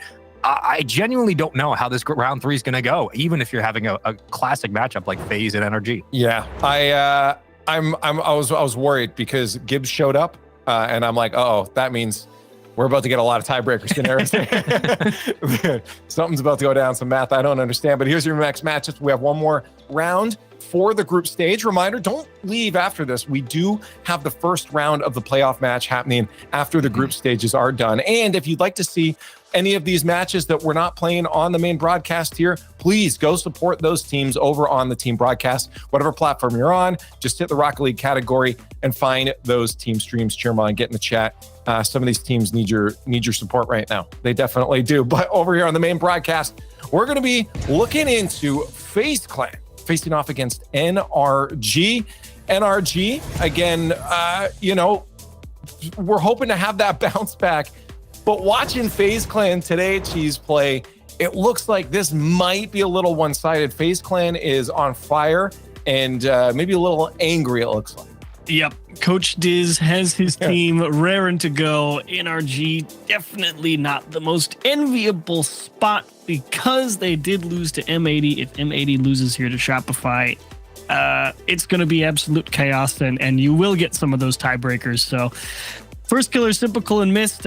Normally, I would say generally NRG has a pretty okay time, at least handling a team like that. But maybe that time has come to an end because you're not kidding. They came out there raring to go, and they've looked good so far. 2-0, 6-0 on the day. Yeah. They woke up and had their Wheaties. Spaceman, you said yes there, so I was going to see what your thoughts are coming into this NRG match because, well, first off, the truth is we have a few minutes until it starts. So tell me about NRG and if there's any semblance of chance what you're wanting to see from this roster because the reality is they're sticking together right now, but it's still not quite cutting it. Listen, is there a semblance? Absolutely. This is North American Rocket League. Unless you're GenG, you're basically guaranteed to have a mix-up. But if we're looking just, again, shout out to Waypunk for doing some awesome power rankings today. If we're looking at just how the power rankings go down in North America, the top 3 are really GenG, G2, and FaZe. And FaZe, in this moment in time, are the only other team outside of Space Station so far today that's been 6-0. They have not dropped a game. They're 2-0 currently in their group. If they beat NRG, which they should, they're going to be rolling to take down the title against GenG later this week, and I fully believe. But NRG, it seems like they've reached their endpoint. I'm looking at that same way with OpTic Gaming. I think NRG, it's either you have a good performance this regional, or it's time to make a change because it's just been too long and they can't seem to put it together. And I think now is the time if they can't get done against FaZe. Let's see how strong the NRG fans are still behind NRG with the hashtags in the chat. I do see some out there right now, hashtag NRG or hashtag FaZe for the team you think's going to win this in the last round here for our group stage. FaZe Clan, obviously, I think for analysts here are a bit of the favorite, so I'll throw mine on the board. I'd love to see NRG bounce back, but I don't think that's going to happen based off specifically what we've seen FaZe Clan Achieves doing today. Yes, I think I've also got FaZe today. It's finally happened where the walls of I can defend NRG no longer have finally been smashed to bits and rubble. There's nothing left. The gatehouse is flattened, castle down. Here comes FaZe. Oh, here comes FaZe. Yeah, it's the same thing. What do you expect? It's FaZe. Like, I think with the way they're looking this weekend and the way NRG isn't, FaZe should have this one 3-0.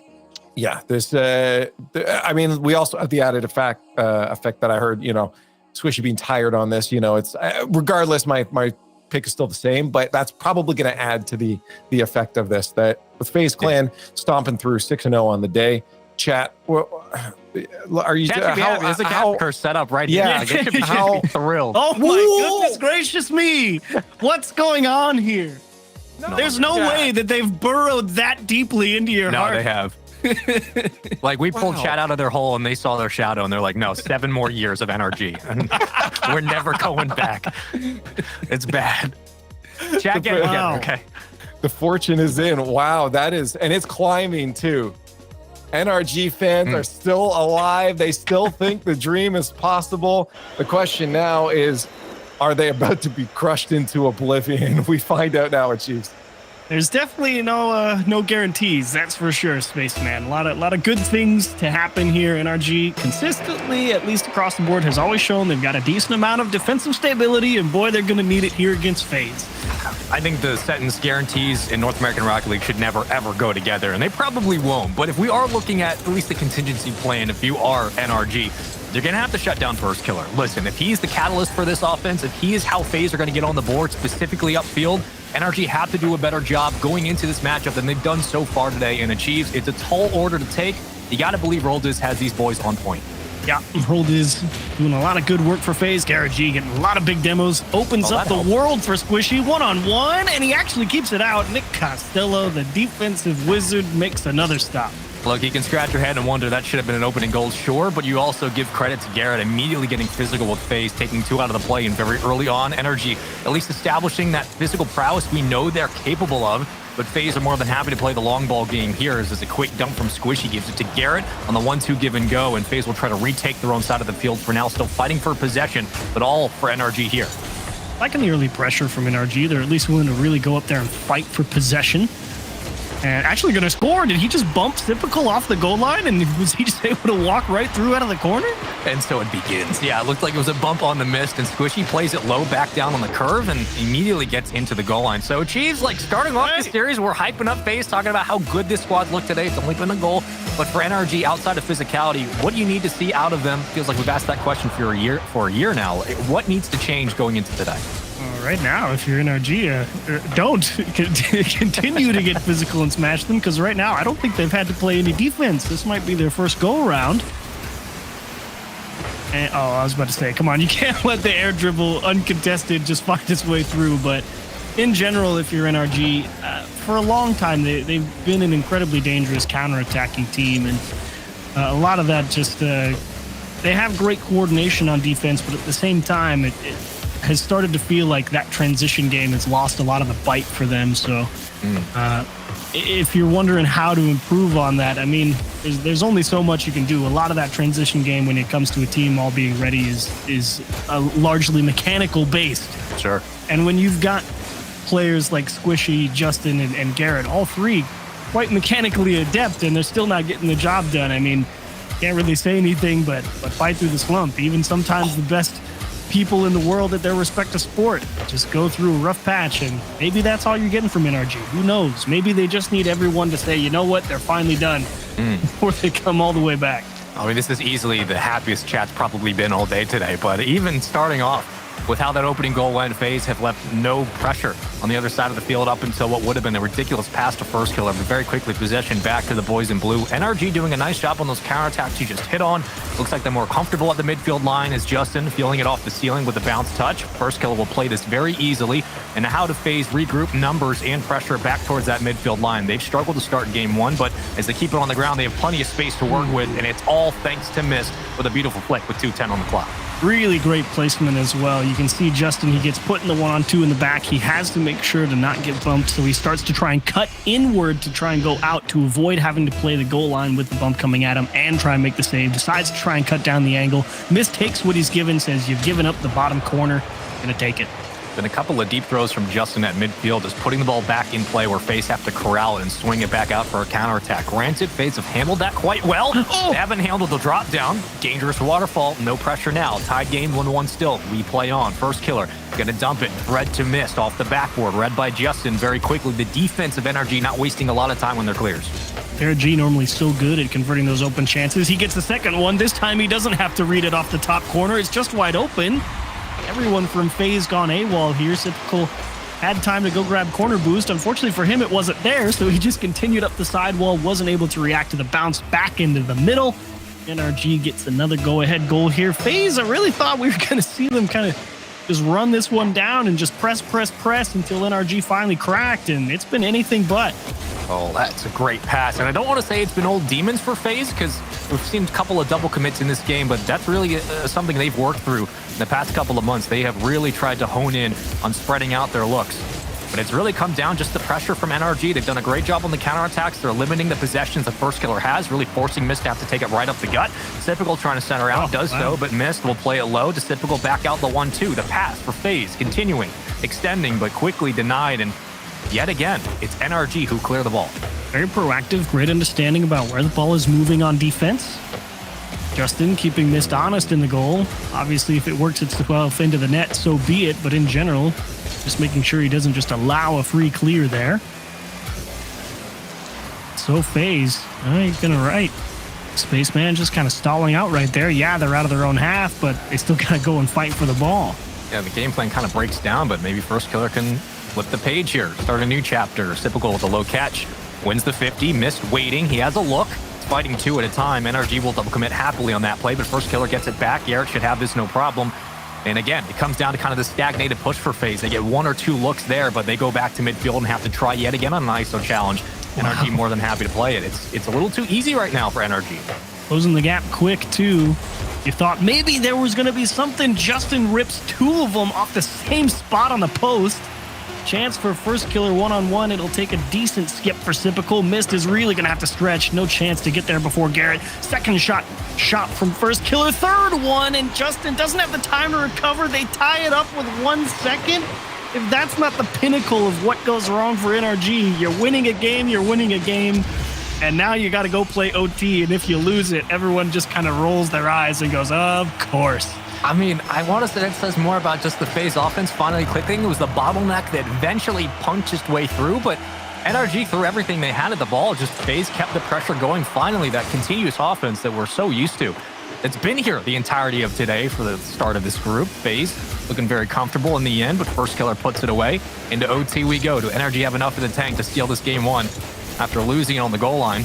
We'll fight for possession here, but FaZe have always had numbers to at least clear out to midfield. Can they continue it? That's the big question. They have to get out of their own half first. NRG kind of losing a little bit of command there and missed a couple of really nice challenges. This gives FaZe a lot of time to move forward, but again, just not really able to get the ball under their control. Trying to think of what FaZe could possibly have in the playbook, other than what they've essentially thrown to the board, which is send First Killer on the sidewall, keep Mist low to the ground up midfield, and try to find a connecting pass in the front of the box. It's worked for a goal, but after that, NRG have been able to read a lot of those different looks, and Justin's escaping all the way to the backboard. Time and time again, pulling numbers and defenders out of the play. Squishy, a one-on-one with Mist, make it a 1v3. FaZe throwing numbers now with very little boost, not a lot in the tank. They'll have to get back to midfield.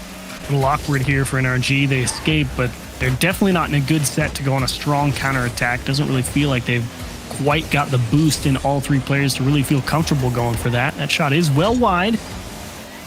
No trouble for them, but now you kind of think, okay, now we've got at least a little bit of something going here with Garrett with a clean dribble. They bought a lot of time on that transition. NRG knows that if they want to score, they have to have a little bit more going with them before they can really make a dangerous push, and they're not willing to overcommit just to try and force something that isn't necessarily there. They think they know better than that by now. Yeah, NRG's found a lot of real estate through the corners and off the backboard of FaZe's side of the field.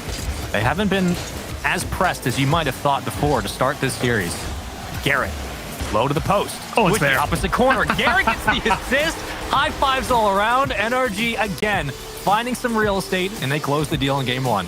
Great job here from all 3 players, really. Justin getting it through the corner, around the side. Garrett G not getting too greedy, throwing it off the wall to beat the defense. That was a very old school NRG goal, if I may say so. The idea is always beat the next man.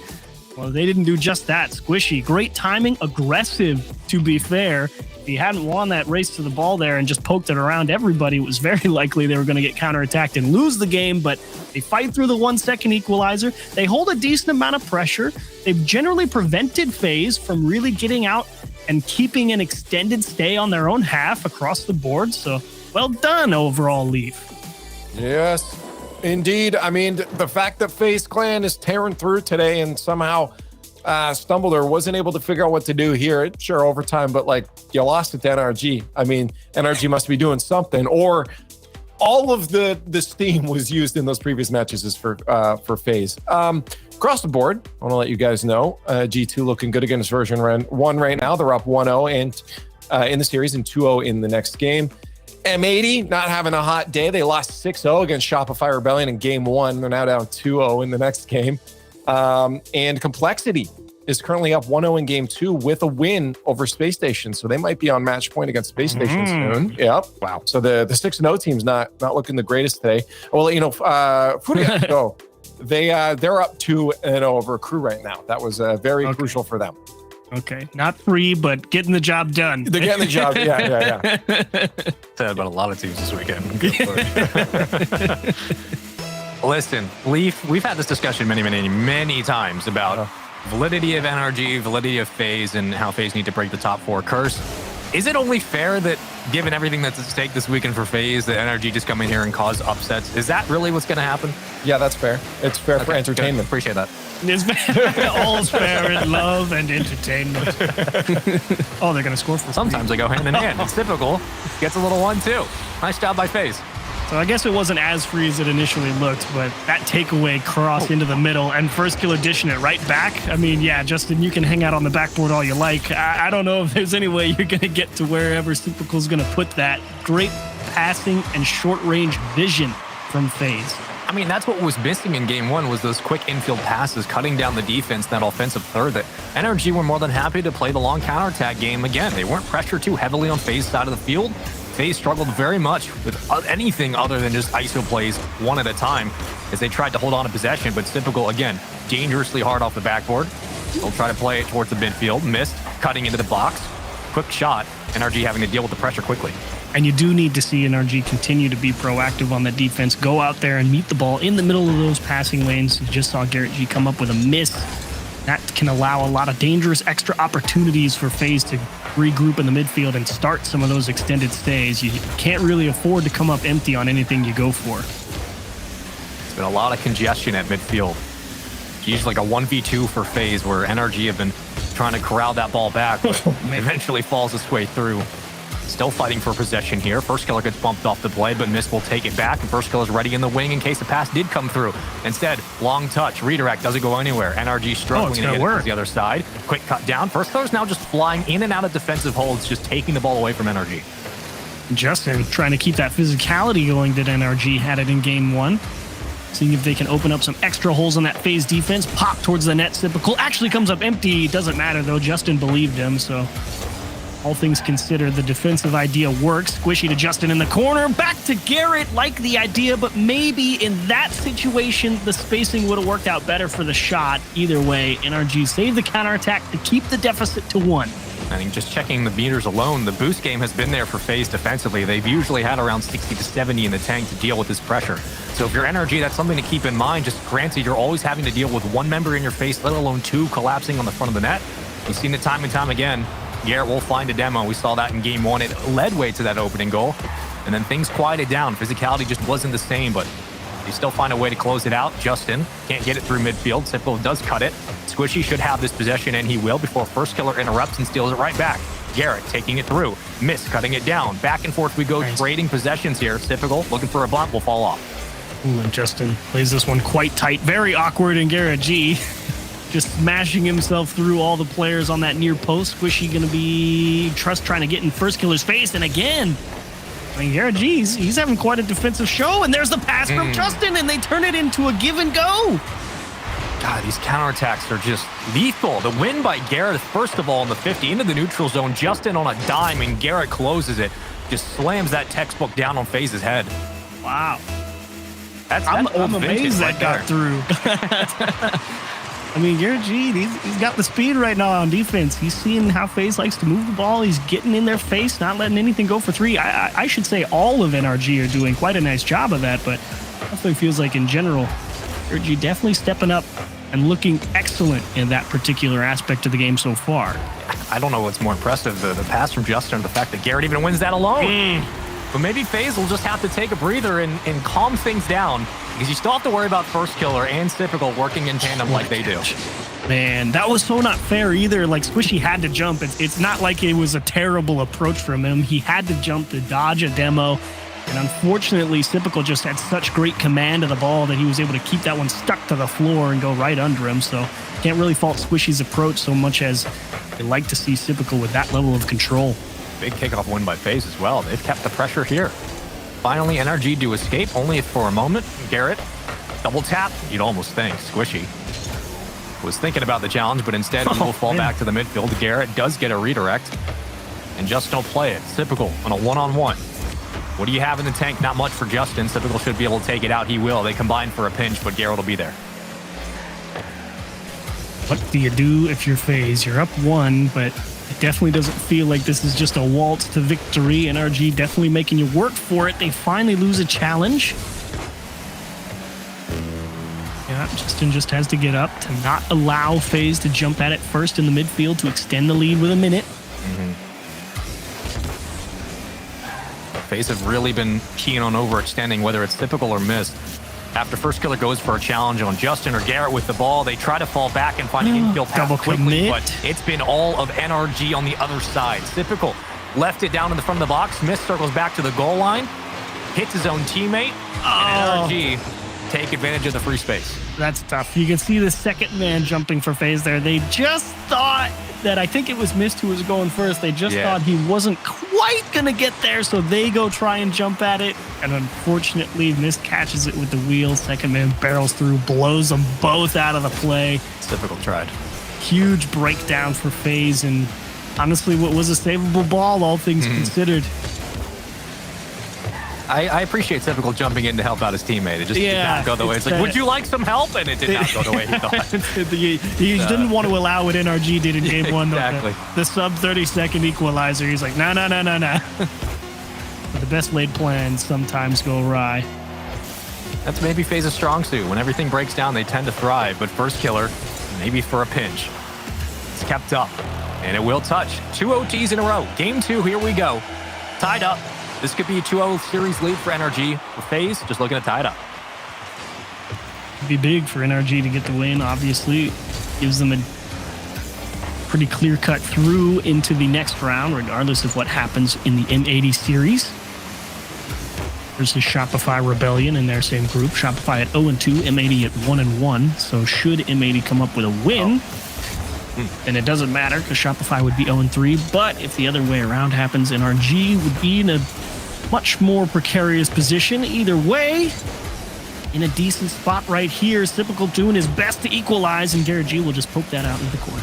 Yeah, and if you're missed, that's what you want to do. You want to start fighting Squishy on the sidewall, try to keep possession here for FaZe, and again, keep those boosts alive. So often FaZe have looked low when they've started their counterattacks. They've kept it on the defensive end, but Typical can't get the reset over Justin. A nice poke out, and he'll grab the midfield squeeze. It's missed through the corner, but immediately pinched away. Typical's ready for the extension. Garrett will cut it to the side wall. FaZe now pressing. Typical on your screen, 38 in the tank.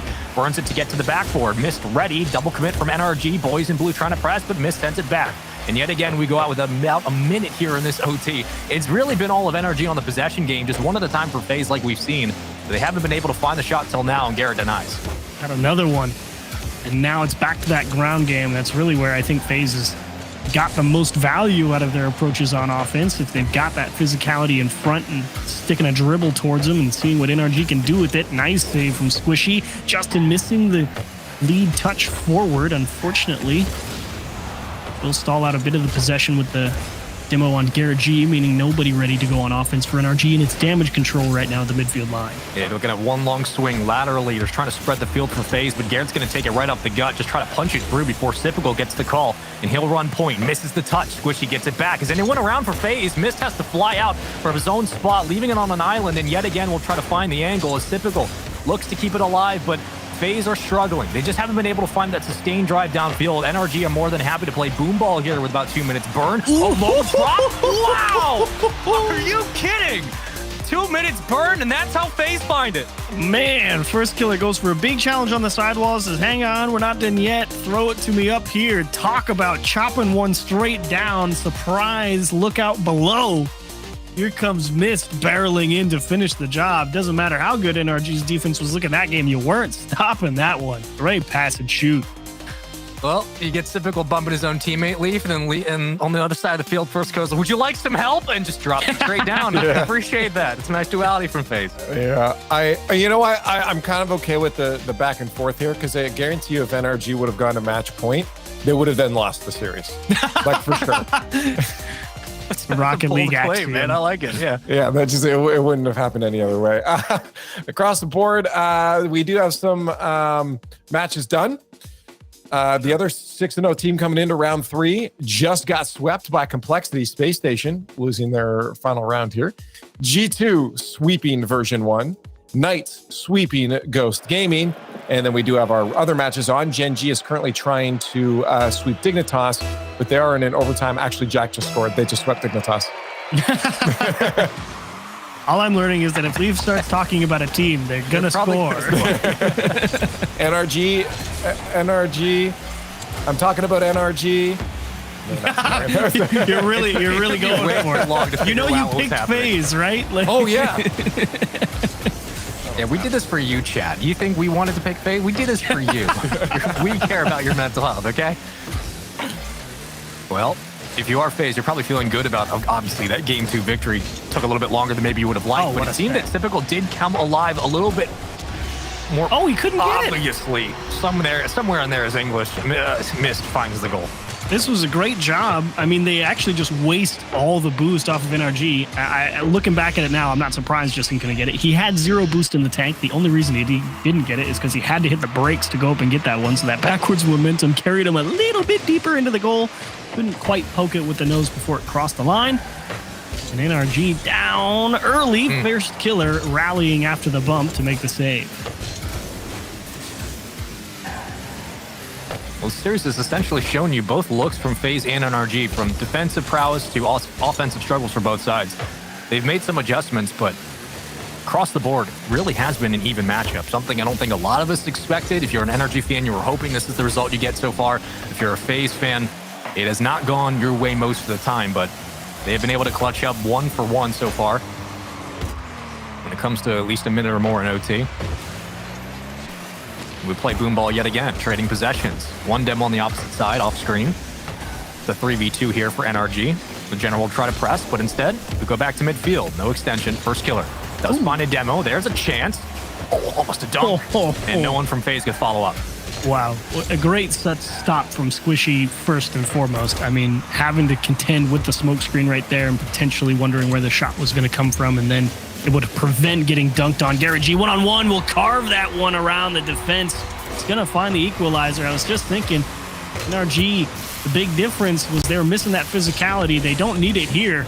Yeah. Just dish one off the ceiling, and Garrett G, clean catch, quick shot. And that's where we've seen FaZe start to call those audibles and force a lot of those challenges physically against the likes of Squishy, against the likes of Justin on the side wall to keep NRG from getting those looks downfield. But so far, General have handled the pressure in here in game number 3. You win this, you're up 2-1. Go to Coliseum guaranteed, no question. We'd love to see a game 5 between these two teams, but who knows if we'll get to that point. Side swipe, get it through.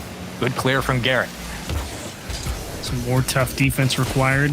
Again, probably a low boost scenario, and Justin with just enough. Actually, unless he picked 100 up in the corner, I don't think he did. I don't know why that looked so scary. I think FaZe might have just stole it again, but whether that's Garrett who just found the boost and skated through, it might have been. Picks up a demo to boot. And on these one-on-one challenges, I mean, this has essentially come down to just whoever escapes upfield unscathed. If you find a teammate, you're probably going to find the goal.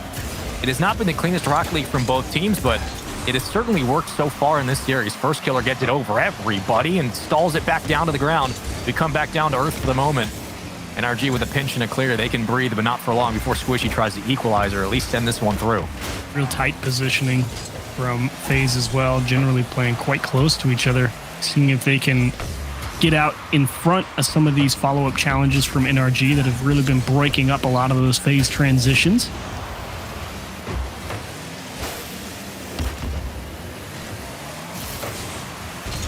I don't know if it's just me, it probably is, as most things tend to be from this perspective, but it almost feels like it's like we're playing 8s right now. We're playing scrims. Just how these possessions have gone offensively, it's not a lot of cohesion from both teams. We're seeing a lot of stalls out on the sidewall at midfield, burning a lot of boost to really advance nowhere. The marches downfield have come in pairs at times, but that's about it. The offenses from both teams have struggled in this series. Yeah, it is pretty poke and prod, and just see if anyone makes a mistake or misses a touch, something like that. That's really just because there's not too much to really work with one way or the other. They're so focused on controlling the ball whenever they have it rather than just dumping it down the field and chasing it. Like even this one, yeah, Squishy hit it pretty hard, but the intention is always to be the next one to the ball. And the defense behind it has just been generally for both teams solid enough that there's just not a lot of openings to work with. And I think that's definitely a positive for NRG. The defense has withheld a variety of different looks from FaZe, but for FaZe, certainly playing maybe below their caliber, given how the recent performances have looked, and of course what we expect from this squad, this group of three, with how they need to break some of their curses. Typical. Instead, we'll try to leave it. And I want to say it was a kind of a tactical flip back to maybe try to bait a shot directly in front of the net. You had two defenders collapsing in, but instead it's a low swing out for FaZe. Justin can't play it low. Instead, we'll look for the center, finds Garrett. And the take back, I would like to think, from FaZe, but they get a nowhere before Typical finally does clear. Like that patience from Typical on the goal line. It's not easy to let Justin just catch the ball and maybe just throw that one mid because you're going to get beat, but that's just being aware of the situation across the board on FaZe. Another overtime potentially here. The clock ticks down in the FaZe corner. Good catch by Justin. Kept it up. Never mind. Here we go. 3 in a row. Well, listen, we're currently 1-1. Both teams have found an OT. Mathematically, somebody else, we pull in this one out and we will have an advantage in the series, but for FaZe, I mean, this is a huge OT. I could not guess which one it's going to be, though. It really this has been the most dead game between this series so far. You gotta be joking. You gotta be kidding. There's no way that falls. And that's why everyone says FaZe picking up Mist was the best thing. All they needed was a little bit of defensive wizardry. As we were saying, NRG looking to take this one and go up 2-1 in the series. This demo at midfield, make it 2. Mist, you gotta be kidding. The demos? Is that free? I guess it is.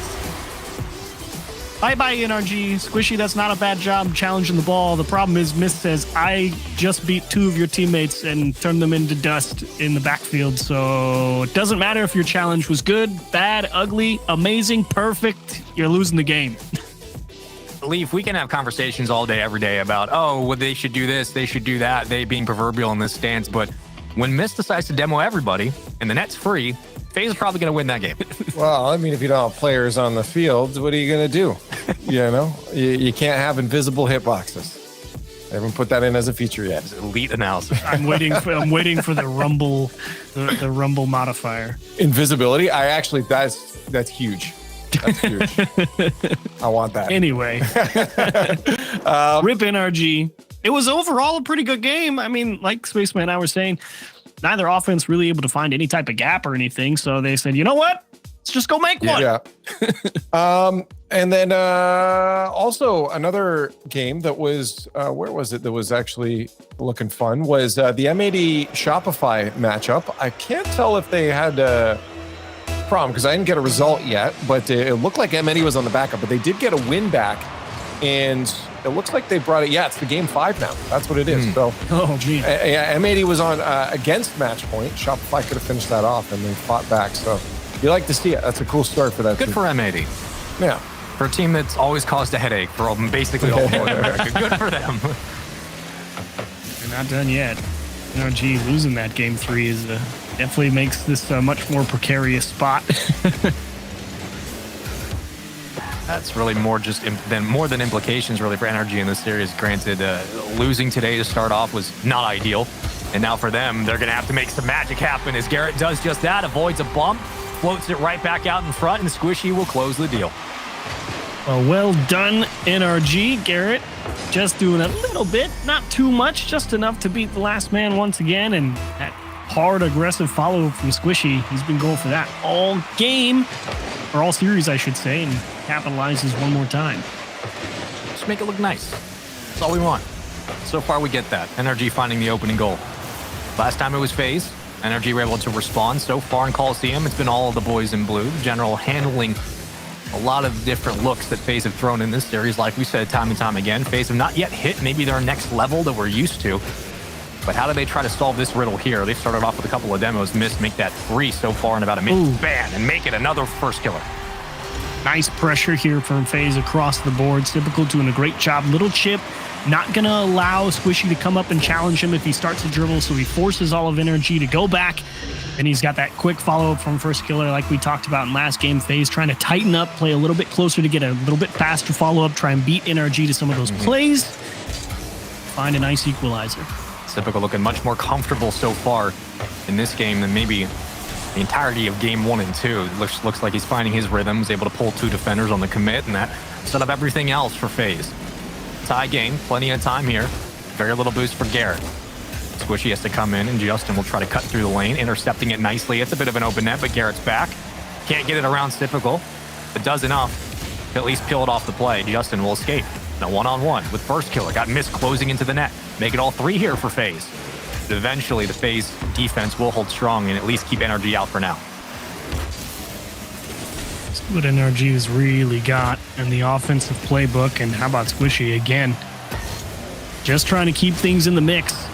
Demo will help as well. Oh, but a little miscommunication. They both hit the ball, but he bumps Garrett into the perfect spot on defense. I don't know if that was a bad or a good play to hit your own teammate, but NRG's happy it stays out of the net one way or the other. Trust the process. We're going to have to deal with missing on the backboard. Typical still escapes as well. Gets possession right back and bumps Garrett 7 times. First killer through the corner. We'll grab boost. Resources here for FaZe. Garrett plays it low. Now trying to fly in and chase this one down. It's missed. Around 1. Potentially 2. Puts him on skates. Anybody else around? And that's a bit of a free look for FaZe that they don't jump on. Yeah, very awkward there from Squishy. And we might have a pause. Yeah, okay.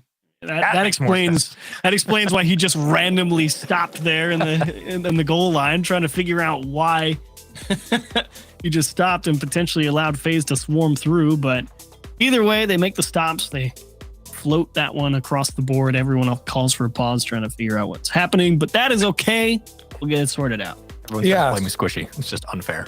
So also with this, we have that M80 game going to game 5, and M80 is now currently with a minute left 3-0 up against Shopify. So that's looking like a reverse sweep for them if they can hold on to this. But going to game 5 in that group has guaranteed NRG into the playoffs anyways. NRG obviously still playing for a better seed, but yeah, they are at least guaranteed into the playoffs. So NRG fans can at least breathe a little bit, regardless of this, how that outcome goes. And also Furia taking down a crew in their group does solidify our top 16 teams now.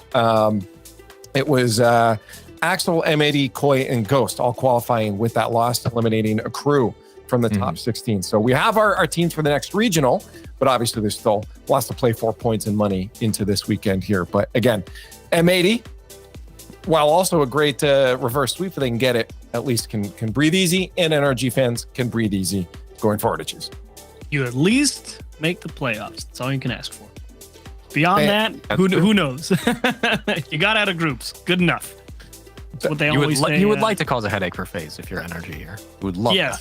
Yes. You would like that, but no guarantees as we do prepare to get back into the game. We will restart with a kickoff at 2:27 on the clock. And beyond that... Oh, M80 did just complete the reverse sweep, clinching FaZe as the #1 seed for this group. Well, there you go. There you go. So now FaZe is like, whatever, beat us. I don't care. I mean, with the way this has been going, I would hope FaZe just turn it around and are like, look, we can play better than this, but also it's nice to know kind of how the stakes do lie for both NRG and FaZe. If you're a fan of both these teams, you can breathe. You're okay. But there is a bit of a statement to be made here for NRG's mental sake and also for FaZe's just consistency's sake, as that would have been the nuttiest way to bring this back. What a great idea. You always love to see those takeaway touches, and you're just hoping that the second player coming through for the rotation can execute. There's the bump. Justin is just a little too far behind it, though. Missed again. The last man to come through and deny what should be an NRG attempt on net. I don't know if something changed, but all of a sudden the pace has kicked up quite a bit between both these teams off the reset. So maybe we'll thank our lucky stars as all of a sudden, Justin just fighting over everybody, and Typical has to stretch out as far as he can to just save it off the top bar. Going up to the shelf to meet it. Typical, the pass to miss, the clear. Oh, no. Justin got there in time, barely before first killer finds it. punished him. Justin got caught a step too far forward. He can see that ball get cleared straight down, and his initial instinct is push forward and challenge. Then he sees the FaZe position and realizes this one's going to get ripped back up the pitch. To be honest, I'm surprised he even got there. I didn't think he could even get a touch on that ball, but first killer, obvious, perfect recognition, and understood there was only one place Justin was going to be able to put that ball, came through and delivered the tap off the backboard, and now NRG. Again, it's not like it's the end of the world here, win or lose, but like you said, Spaceman, you'd like to cause a headache for FaZe, and going down with a minute left is not the way you want to go about it. Yeah, look, when the math has to math, you don't want to be the one doing the numbers. You just want to know that you have your series locked up and you can move on. But you also want to have to deal with Garrett. After a couple of demos that led way to a FaZe possession, NRG put the pressure on and Garrett came right back upfield. And it's not the best shot from Justin, but at the same time, it does kind of handcuffed miss. It goes right at him and sort of inside that front nose, so it's not like he can power it into the corner. Kind of has to hit the brakes, so even if the shot isn't the best, it does mean that the clear is a little bit weaker, and GenG is able to adjust and still get the job done. So way to make something out of nothing, NRG. First killer was able to at least get Justin to bite on the jump. Still fighting, challenging, one at a time, winning these 50s. Typical demo off the back wall. Garrett has to wait. First killer misses the read. Typical will play it low. NRG are more than happy to play it to the corner. Again, they have the boost here to work with. They can manage this if they need to. But FaZe looking to get the go-ahead with under 30 to play here in Coliseum. Again, granted, they're up 2-1 in the series. They win this game. They win the whole thing. Garrett, that's gross. Here comes Squishy. You can do it too. FaZe trying their best. And they win another 50 yet again. Jason coming up big at midfield. NRG's missing a lot of boosts. I think they do just find themselves quite fortunate to be in possession here. First killer, that's a nice laydown for Sipical, and talk about jamming one through. Huge couple of challenges from Sipical. Maybe looking to close it out. Dish to first killer. Hello, Justin. Garrett G wants to extend the play. They will not go for the demos, but Justin cannot find the redirect. Would you look at that, Spaceman? It's overtime again. Get immediate flashbacks too. I think it was Worlds when we almost had a long field goal like that. Just rippled through the memories real quick. A little bit scared, but here we go. First killer off the backboard. Squishy had to meet it immediately and did so. Typical's been a nuisance upfield. No way. It's a floater from Miss. The dunk, but Squishy on the save. First killer now takes it off the ceiling. He'll get the reset back down, and NRG starting to press. They have to worry about this pressure. They get caught. The redirect, and he finds it. I'll chow that all day, every day, baby. What a shot here from FaZe. Great pressure. Garrett G, that's not a bad challenge. It's just the third man, they get caught thinking that, okay, we've finally broken out. We're going to have a clear. Garrett's going to touch this ball. It's going to go up the pitch, but unfortunately goes flat right back to FaZe. They throw it up to the backboard. Of course, someone's waiting for it. They turn it in on the open net. NRG, they play, in general, pretty solid series, but ultimately it was indeed the FaZe offense that got it all going when they needed to, more times than not. That looked more like the FaZe offense we're used to in the end after the reset, with about 2 minutes and 27 seconds on the clock. But here's a quick look at just how the replays went for this series. Again, granted, game one was a bit of a mix-up. NRG did find their rhythm very late, but yet it seemed that this was going to be a slogfest in the trenches, in the mud for both these teams. Leaf, at the end of the day, FaZe a little bit too strong, but I think there is credit to NRG here for how they played this series, especially the counterattacks looking more and more like the NRG of old. Well, for sure. For FaZe Clan, it's great. You get that buy into the top 8, into the quarterfinals there now with this win. NRG, just happy to make it to the playoff bracket. And, you know, if this is a turnaround, if this is them starting to look good, that's a good warm-up round heading into playoffs against FaZe. You know, if they can carry that momentum, they're going to be happy that they get to play this first round now immediately without having to wait for another day. So for NRG, that might be good. But yeah, there's some fun matchups, honestly, in that first round. M80, of course, crushing through too. Furia holding themselves together. Your eliminated teams turned out to be OpTic Gaming, Shopify, Ghost, and a crew. But we'll talk about that a little bit more after the break, because we do have our round one for the playoff bracket on its way to end off day one. So stick around. More Rocket League coming your way.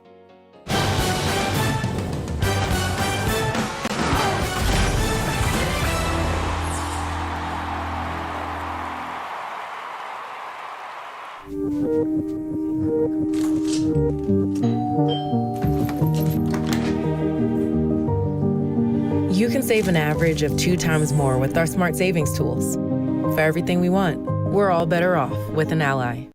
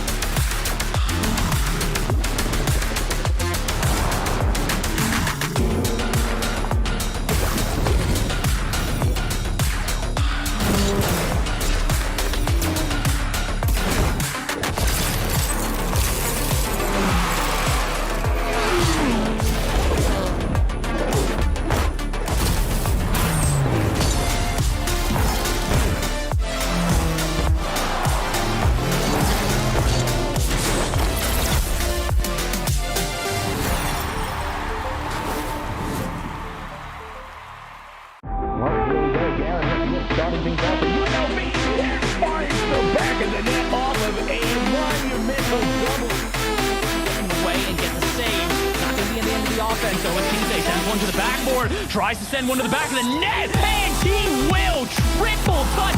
You said the double might work out. How about a triple? Oh my! This time, fire tries to clear this away. Let it go. Put them at me. Picks up the save. It's still there for Jim. He scored.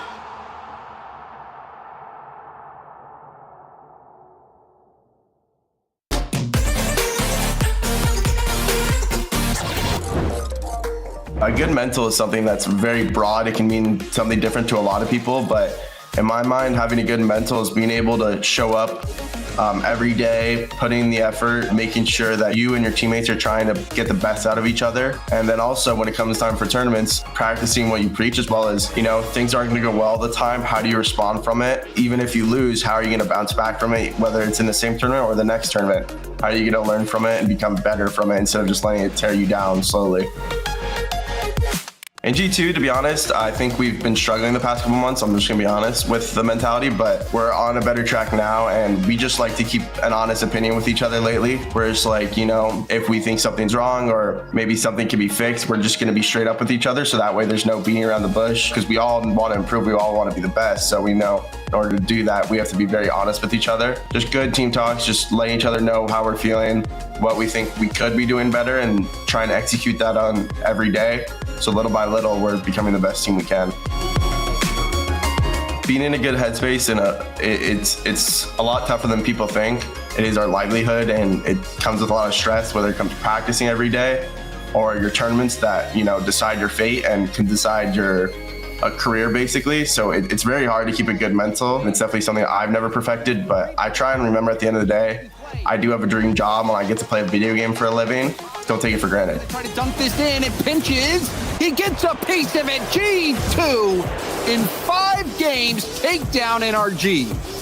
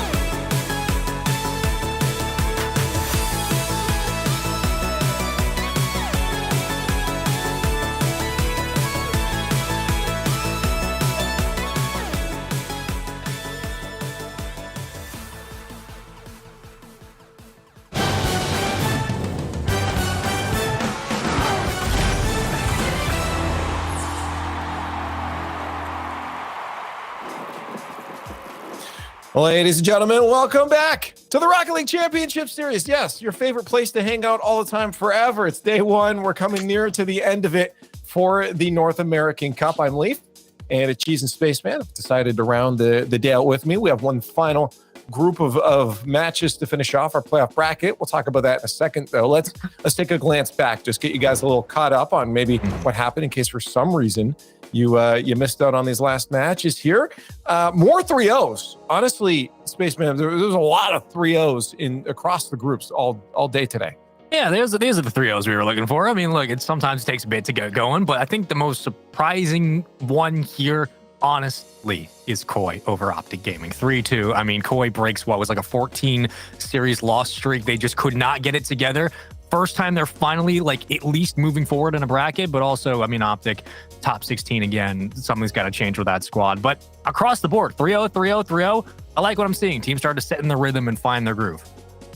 Taking a look at just how that affected the groups here. Our 4 teams eliminated, not making it into the playoff brackets of Cheese. We're OpTic Gaming, Shopify, Ghost Gaming, and a Crew. Is this the first time the seeding worked out?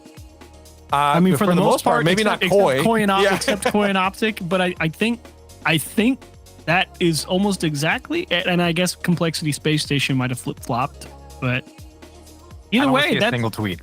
That might be the closest thing to the format as intended. Yo, shout out to the Koi though. I think that's their first win. Yeah, ever. I think so. And they got into the bracket. How wondrous. Let's see if now it gets harder. Thumbs up. They got to play version 1. There's our teams, of course, GenG, Complexity, FaZe, and G2 get your bye. Spaceman, they're going to move on into the quarterfinals. They have best of 7s tomorrow, but for today, they're done. Yeah, exactly. Look, your reward for coming out first in your group is, again, the reward of you get a bye. Granted, you go immediately into a best of 7 situation. Quarterfinals on for all of our teams are single elim best of 7. But for everybody else who starts off in round 1, it doesn't mean you weren't good enough. It just means, look, you didn't finish first in the group, so now you have to continue to fight through these best of 5s. And that's going to be all of our round 1 matchups. We're going to see the first one here on today. Everything else we play tomorrow. It's going to be a fun one, everybody. We got a best of 5 coming up, and you know what it's going to be. I was going to say, do we want to continue to break the hearts of NRG fans? I think we might have to. Let's do it. Let's watch the match. NRG versus Space Station. Although granted, achieved, Space Station did just come off of a 3-0 loss against Complexity, so they're not infallible, that's for sure. But NRG may be on the rise. They, held their own a little bit against FaZe Clan, who was also a team that was looking good on the day. So really anything could happen, but, I would definitely, maybe sit down. Don't jump around and get too excited yet. Yeah, you're still. It's still reasonable to favor Space Station, but if you were one of the 30% or 70%, sorry, not 30, the picked NRG last split, you say, there was something there. It's possible. It's real. And I can't fault you for that, because they did look pretty decent. The defense was there, the aggression, the ability and willingness to go up and fight for the ball and at least work for it was there. The only thing that started to taper off a little bit was they started losing that physicality game. So NRG find a way to get back on top, or at least equalize that. Who knows what happens here versus Space Station. Chat, would you want to try it again? You want to see if... I think they just lost all their channel points last time, so I don't know what's happening to them this time. 70% of you are now broke, so be careful with what you do now. Hashtags in the chat, SSG or NRG, which team's going to take it here? We'll find out in a second. Any change of hearts for the analysts? Any change of hearts? Raise your hand if... Nah, Daniel's too good. Give me Space Station. I think it's like Daniel reminds me of what Justin was like, when he first came into the scene. It's like, young guy, can't stop him. Absolutely obliterates anyone he goes against. And then after that rookie season, then you got the astronomical lift off, and now I control the league. I don't know if Daniel's quite at that same level that Justin was at per se, but that's it's the vibe you get, right? It's like, settling into his element. Now he's feeling really good in the league. So I think I like Space Station. Well, I'm going to do the Space Station as well. Again, I like to see the push from NRG. I just don't know if it's going to be enough. Spaceman. Why break tradition? We have something good going here today. We're all picking the same. Why be the one out, man? Bring me Space Station. I like where they sit in the North American Power Rankings. I think they're right below FaZe. Wait, so more of you picked NRG to beat FaZe than Space Station? That's fine. Yeah, double down on your broke bets. That's fine. Go ahead. Spaceman scared him. He was like, "You're right. I can't afford to lose more channel points." Yeah, we lost a good 10% on that one. Wow. But yeah, I just maybe not quite there yet for NRG. You hope to see it. You hope to see a competitive match, but again, they gotta prove it to Chiefs. Yes, it's the slow but steady righting of the ship if you're an NRG fan, and there's nothing to do but keep fighting for it. You better hope that ship is setting sails to the right direction, because if it's not, it's going to be a very tough exit. But I think there are positive swings here for NRG, of course, getting themselves a little bit more involved in the bracket this turnaround. For Space Station, looking a lot kind of how FaZe are in terms of their predictions, right? We're expecting FaZe to make deep run to get to a championship caliber's place. Space Station in the similar spot where we're expecting more from this team because the ceiling is so high and they have struggled to get to that point. Maybe this is how things go. However, this regional round, they're going to have to do it through NRG in a best of 5. All of our round 1s will be best of 5s. This is the last match here on the mainstream. All of tomorrow, though, we continue on with the rest of the matches, and everybody else from the winner side of the bracket who has finished first in their groups, best of 7s in the quarterfinals. Achieves, this could be a close one or a blowout. I legitimately have no idea. Yep, could be either one. Depends if Space Station is even more physical than FaZe was and is able to keep even more pressure, because that is something that NRG was doing a pretty decent job against FaZe. Oh, that's a misclear from Squishy, and it doesn't cost him. Daniel pings one off the crossbar, and NRG gets out unscathed. Daniel fell right back to get his own corner boost, which, again, will just spell results for the counterattack of SSG. But ever since LJ was brought onto this roster, we were looking for the offense to blossom more consistently in the early games. It's happened, but we're looking for consistency throughout as SSG will find the clear. But NRG have looked good so far today. Not great. They had stumbles in the FaZe series, but they did show promise in their counterattacks. And if that continues, it's going to spell disaster for SSG if they don't read it. So far, LJ keeping it low on his chest. Will have to pop it towards the backboard, but Garrett will read it and clear it. And as of now, NRG will have possession on their own side of the field.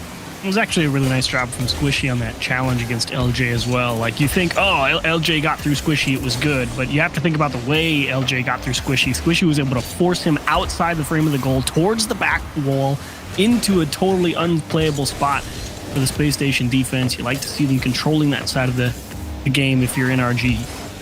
About 2 minutes burned so far here in game 1. It's really been all of Space Station with the pressure early. Daniel, awkward little catch, but he does manage to get out around 2. Wins the 50 on Squishy. Oh, dear. That is just gross. If it falls through, it's disgusting. It doesn't. It's a save. NRG thanking Garrett. They made it back? Didn't he get beat at the midfield line? How did he make it back? I didn't think he had any boost, but he still found a way to basically squeeze it off the top corner. Here comes SSG yet again.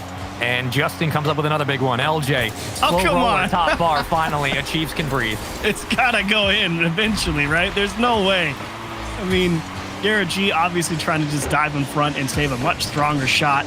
Squishy, actually not positioned that poorly, was hoping that the tip off the crossbar was going to hit into his car. Unfortunately, just off of his spacing a little bit. Will pay the price as a goal is finally scored for what you feel should have already happened at least one time. I mean, it took that much for NRG to kind of break down on defense, which is a positive sign. But for SSG, they have a variety of different ways they can break you down, whether it's a 1v3 from Daniel, whether it's applied pressure. Arsenal on the side wall will get deleted, sent back to respawn, and Garrett will call point. Garrett gets blown off the play. Quick clear from SSG, trying to play their numbers yet again. That physicality is wreaking havoc on that NRG possession counter. Very difficult for them to move the ball to each other with how aggressively Space Station are going towards these challenges. And more often than not, if they don't hit the ball, they're hitting the person playing the ball, and it's making it very difficult for NRG to move it the way they would like. A lot of these floating contests in the front net for NRG. They don't have a lot of boost when it comes to extending up towards the back wall, also getting up to the ceiling to challenge someone like Daniel. So they're just throwing numbers at the play, and it's worked out so far. Foot race to the corner. Squishy gets it around and keeps boost as well. Call in from Justin, threads through the lane, keeps it on the ground. Arsenal skating and circling. LJ will take point. Garrett gets it back. Possession back and forth. NRG still fighting at the 50-yard line, but Arsenal will fall back in from his rotation, and Justin has a 1v1 he can't win. Oh, and another big bump to just tank all that NRG possession. Now it puts a lot of pressure on Justin to keep it in the mix. You kind of have to give a little ground here for your NRG, because you don't want to keep fighting for boost and the ball at the same time, because eventually you're going to run out of it, but they make it work somehow. Justin is able to score off the open net. Look at Squishy here. He's just fighting for the ball. It just goes around the back. LJ gets totally blindsided. No shot to know he was back there. Good night, sweet prince. We're all tied up. You take a play out of SSG's playbook, continuous offense, you get a demo to help, and things are looking good for the General so far. Tie game, 60 to play. Squishy off the kickoff, just throws it, lobs it at the net. Almost an own goal. That's hilarious. Here comes Justin for the dunk. Won't find it. Garrett pops it through the corner. The extension, looking for the redirect, but he has no boost either. What is happening from NRG off this kickoff? Space Station somehow still have numbers up. This has been an absolute chaotic mess of swing of events, but Daniel does get out to midfield and further, and if he keeps this going, you're looking at a 2-1 game. Diving so hard. It's so aggressive from NRG. I mean, I don't hate the look. You do have to be careful.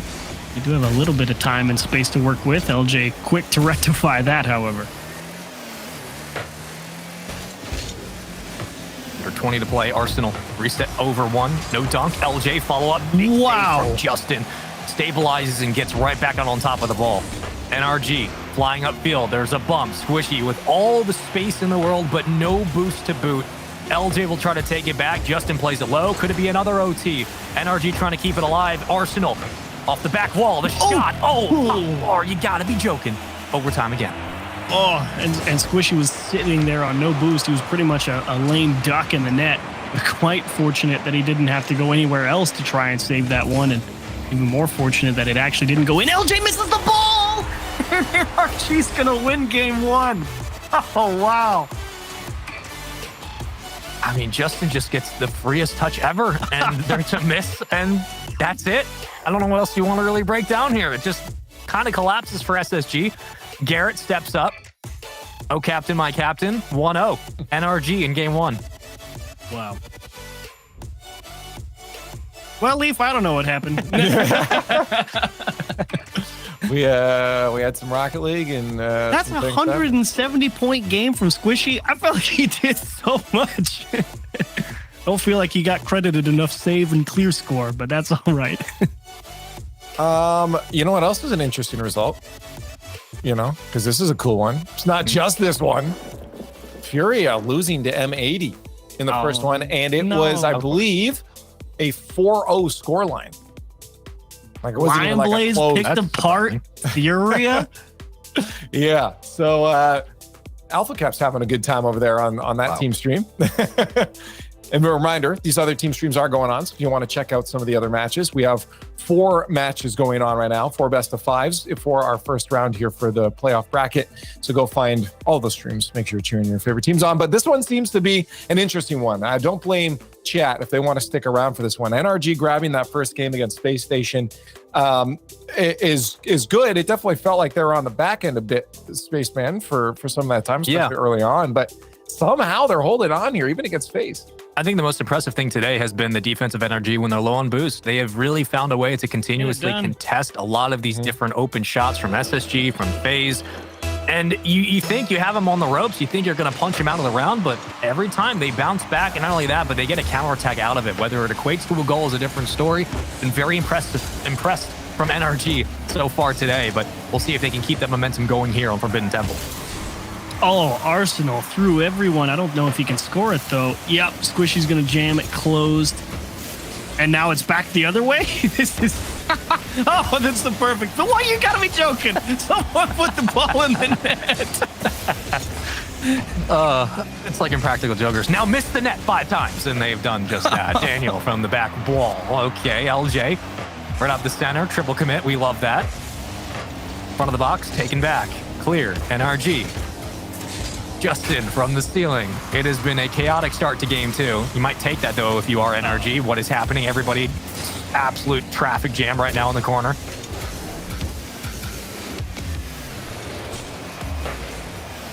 Yeah, back to 1v1. That works. Sometimes I don't want to overthink it. I think everyone's happy to at least take a little bit of a breath. How about LJ trying to squeeze that one top right corner? Daniel denied by Justin, and now you settle into a little bit more of a familiar rhythm. This is the big punt game for all teams. I'm not quite sure who it favors because, I think if I hadn't seen NRG play FaZe, I might pick Space Station, no question, but after seeing NRG really be able to go out there and chase down some of these challenges that are pretty deep and coming away with wins, oh, okay, they're going to turn one into a goal as well. Great play. I mean, it doesn't have to be pretty to work. Garrett's just been on one today. It's a beautiful pass from Justin, and Garrett floating just leaves it off his fingertips and rolls it to the back opposite corner. That's a triple commit from Space Station. Everybody, boat, bit. Good Lord. I think I just had a stroke. Here we go. Off the kickoff. Garrett. Try to win possession. Justin will clear back out. No way Garrett's going to score from this angle. He might and he will. That's disgusting. You, Spaceman, have not seen some of the wizardry of all time from Garrett G. Granted, I didn't know if he could score it either, so quite a shot. Huge transition again from NRG. A huge early lead as well. 2-0, always fairly comfortable for pretty much any team in RLCS. So curious to see if NRG take a little bit more conservative approach or if they continue to try and run it up a little bit here. Well, so far, it's really just been all of NRG. You got another demo. That's going to be another goal. Nope, Daniel will be there in time. Arsenal spawns right back up into the action. Hello, hi, goodbye. Squishy. 1v2, trying to race it upfield. And now just if you're SSG, you're just trying to corral this possession back and trying to cool everybody down with how quickly this game's gotten out of hand. Yeah, you really do have to force this one back into your own hands. And the only way you do that, like you said, through ball control, you have to force NRG to come take it away from you. You can't keep going for this big punch the ball up the field approach. I don't think that's really going to get the job done at this point. You already know NRG has been thriving off of that scenario. Uncontested. Daniel, you're joking. Justin, diving stop. Arsenal can't jam it top corner. LJ wants a third try at it. Squishy's going to poke it away from Daniel. Space Station Gaming ran into the wall as LJ will keep things to a 2-goal lead for NRG. Said it before, say it again. The defense of NRG with low boost today has been disgusting every single time. That's just free. Justin had no boost. Finds a save off the crossbar and gets back upfield, avoids a couple of bumps, and just takes it away. I gotta wonder. My goodness. There had to be some weird communication hiccup between SSG there. Obviously, there was the double commit on the challenge, but Arsenal getting hung up on that side wall and just totally unable to go and challenge. Daniel will get one back, so you can kind of write that last goal off. Forget about it. You're in the same situation you were just in, so... Great demo, nice kickoff, and really freezing Justin there, controlling all the space. Great job from Arsenal. One of the first kickoffs where SSG were able to just kind of hold on to the ball once they grab possession. Every time it's been Justin or Squishy who's been able to find a quick contest. However, this go around, you are looking at just a 2-goal deficit like we had before for NRG. Can they hold on to the lead? If they do so, they are up 2-0 in the series. Man, that would be a bit of a stunner for a lot of different people. Not you who voted in the chat. We know how overwhelming you are. Everybody else, you're looking at SSG and at least how their run needed to go this weekend. They did not expect maybe to come down to this point. But Garrett's looked great. Justin's defense has been immaculate. Squishy's been fantastic at midfield. And it just continues. NRG 4-1. This actually goes all the way back to Garrett G. Look at him harass LJ there on the goal line. Gets a little piece of him. Doesn't make it easy to control that ball in the corner. It kind of floats off his nose. And here comes Justin scoring on the open net.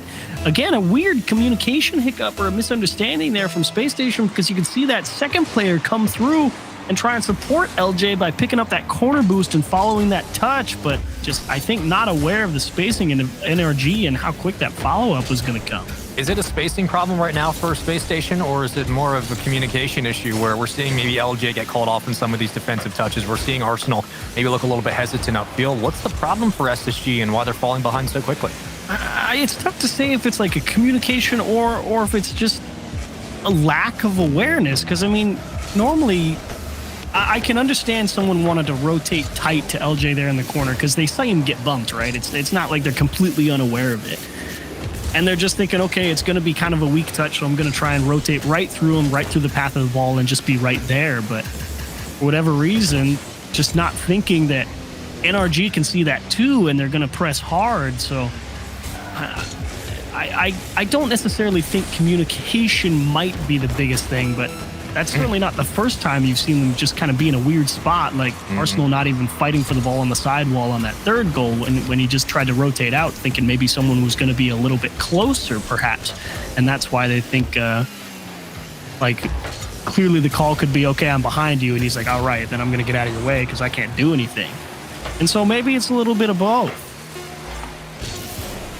Also, could be as simple as just tilt. Yeah, it very much seems like they've just isolated, whether it's a mentality issue, but for SSG, it comes down to gameplay alone. Feels like we're playing individual games rather than a cohesive team across the board. But that's credit to NRG. All the way down the line, Justin, Garrett, Squishy, a great game out of the trio. 2 goals, 2 assists, 4 saves for Justin. Did it defensively, got back out on counterattacks, was able to score as well. 5 shots for Justin, 5 for Garrett. Again, Squishy's been quiet this series, but not at a detriment. He's been finding his teammates, feeding them possessions, finding those assists. And again, defensively, this team has looked good. That's the takeaway so far for NRG, but Space Station looked flat in this series, Leaf. This bracket is going to look awesome for the top 8. Why is that? Well, if NRG takes this, that's cool. Looking like right now, the Knights are up 2-0 on Dignitas, so that's a possible matchup against FaZe Clan. Koi, of course, is getting stomped by Version 1. So Version 1 Complexity, likely a matchup. And right now, M80 up 2-0 on Furia. Furia facing match points. That'll be M80 versus GenG. Although I would bet, Chiefs, the teams in quarterfinals right now are probably going to be the teams that win into the semis tomorrow. I don't know. I feel like those are the strongest teams. Like the seeding would play in your favor. Yeah, but realistically, even looking at the teams, it looks like we have a definitive top 4 right now. From what I've seen today. The largest atoms. Yeah. No more. It's really just a big one. It's GenG, and then everybody else. It's true. When there's only one team to beat, who cares about who takes second and third place? I mean, I believe in terms of how this regional has to go, was it GenG has to get at least second to clinch a major spot, even with all their success. So if that's the case, I mean, I'm not saying it's going to happen. It probably won't. But imagine NRG make the run and they end up stunning everybody, including GenG. How much chaos would that bring? Putting a lot of hopium in chat for all the NRG fans. But into this one, you're on the verge of a sweep here. NRG up 2-0. They looked clinical. Space Station just looked flat. Yeah, flat I think is the right word. There's a lot of firepower in that Space Station team, but definitely has not been brought to bear here in this quarterfinal. Or I guess it's not quarterfinal. Round 1 of the playoffs, I should say.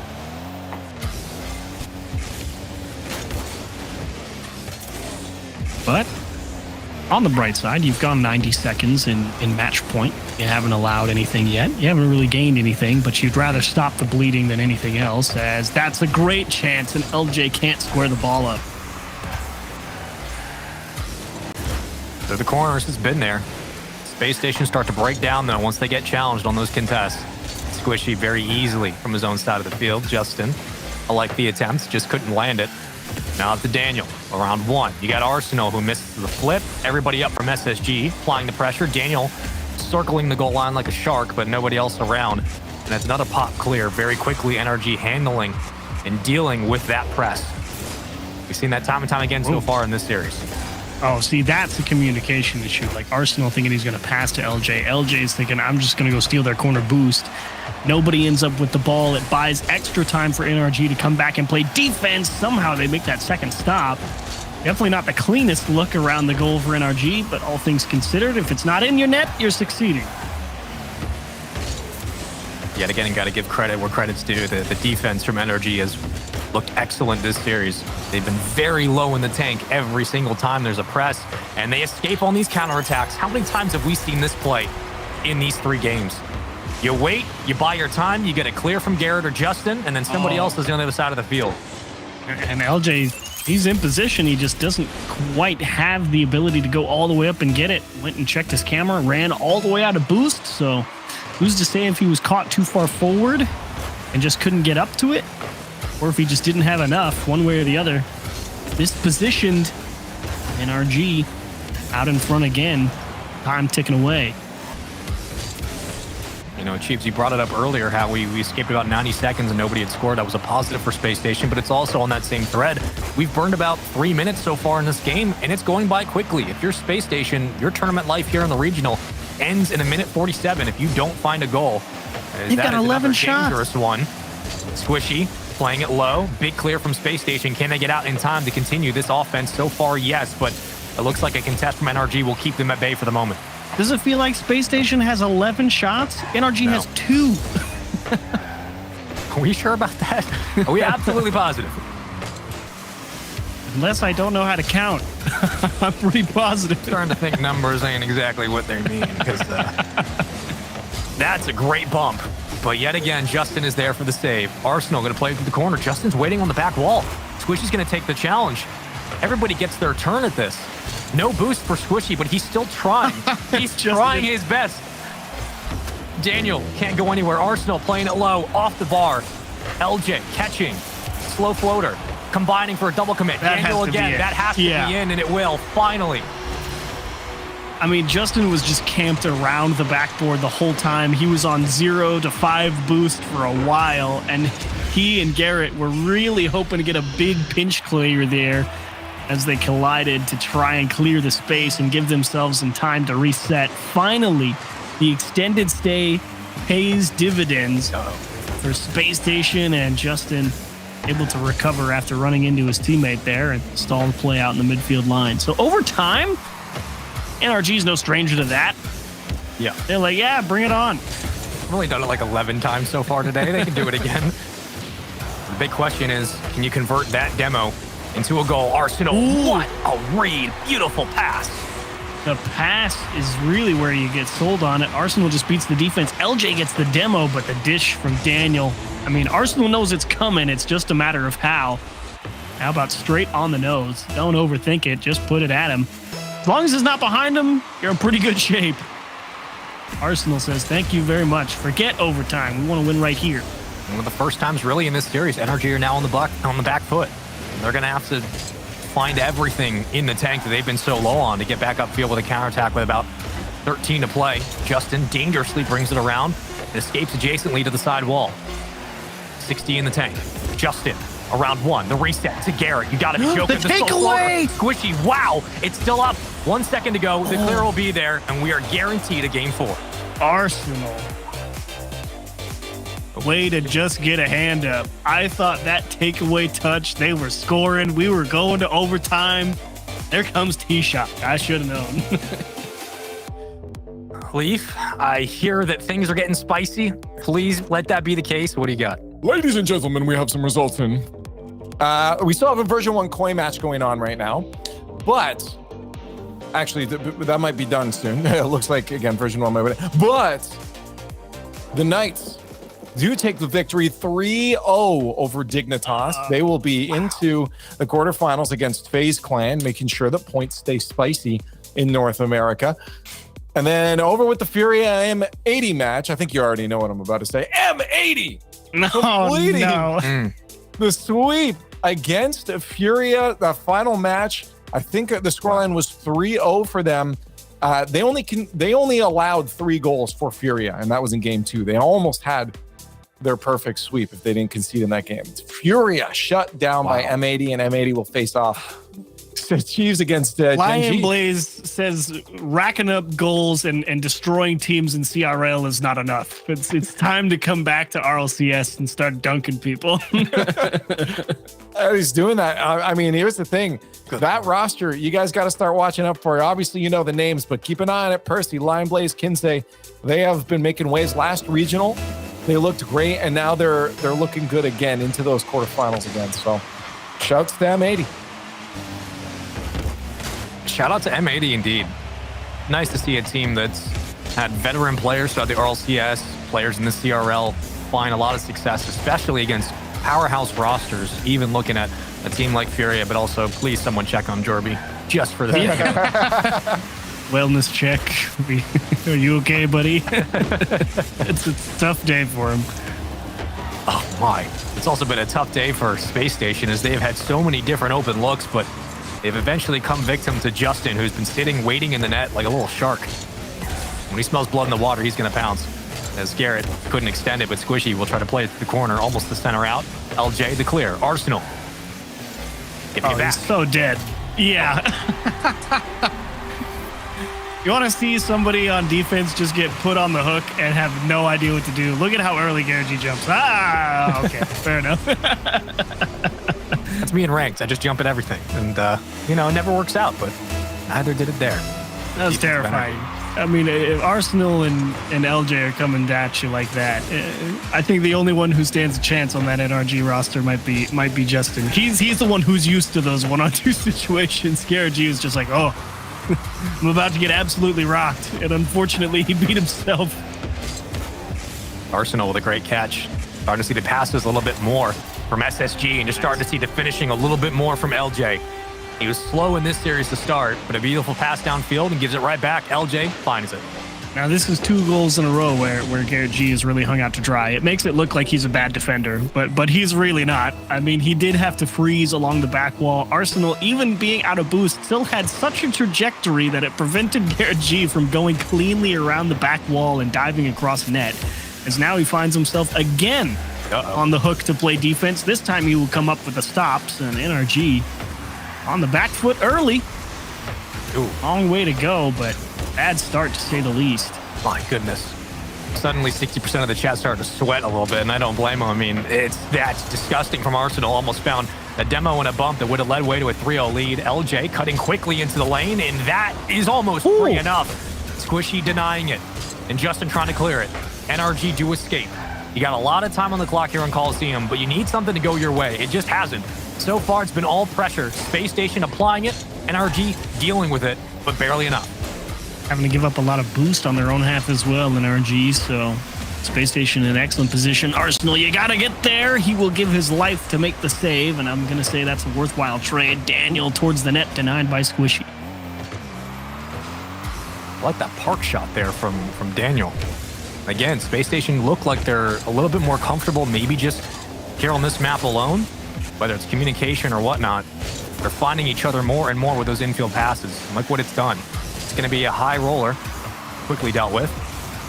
More bully presence in the net. Arsenal trying to find members and bump them out of the play, but NRG, yet again, throwing it towards the backboard. Garrett cuts it down. Interception for NRG, taking it back. Arsenal, quick shot, quick save. A little bit of delay game going on for NRG in the midfield, but need to get a little bit more concerted control over the ball. Space Station.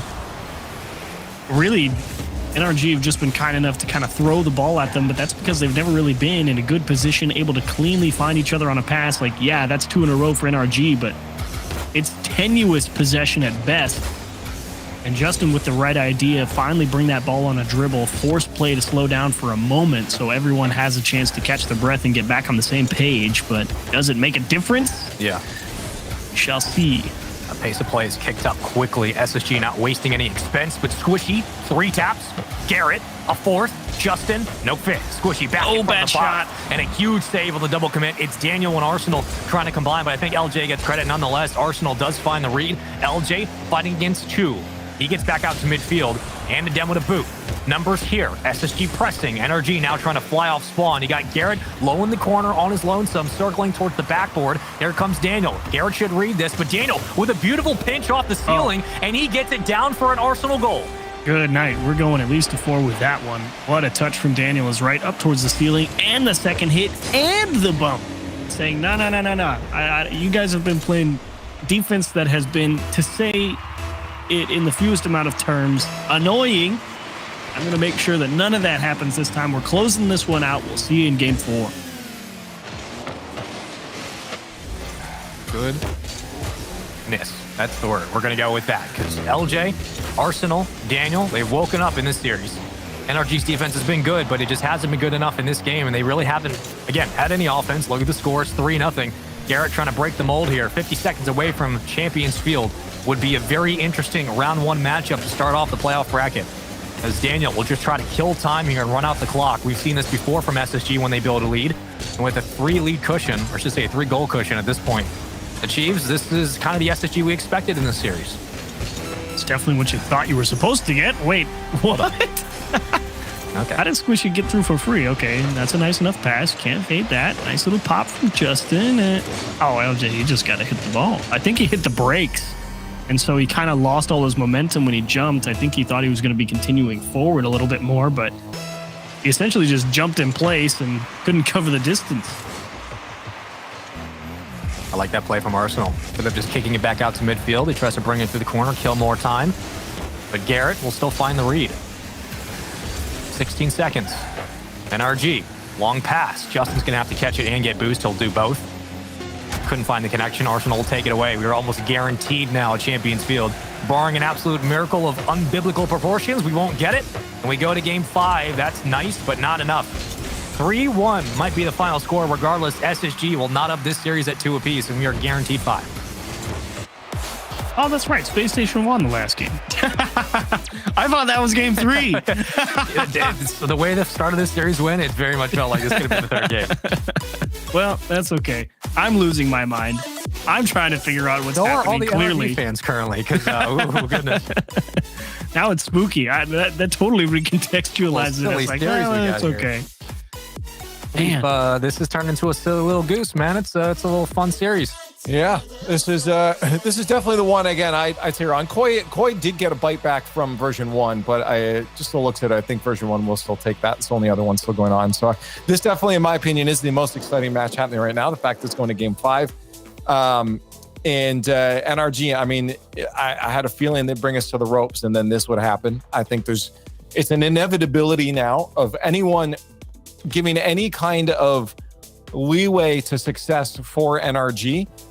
Is going to have a bit of a tiny heart attack there. They're going to make sure everyone's stressed out while watching this matchup, especially the fans. Hey, it's entertainment. That's what we want, though.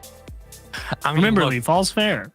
All's fair in entertainment. She said it earlier. Yes, Cheese, remind him one more time. All's fair in love and entertainment. You can do anything. Correct. And look, if you win this, your reward is you get to play G2. So have fun. Good luck. We'll see how it goes. Okay.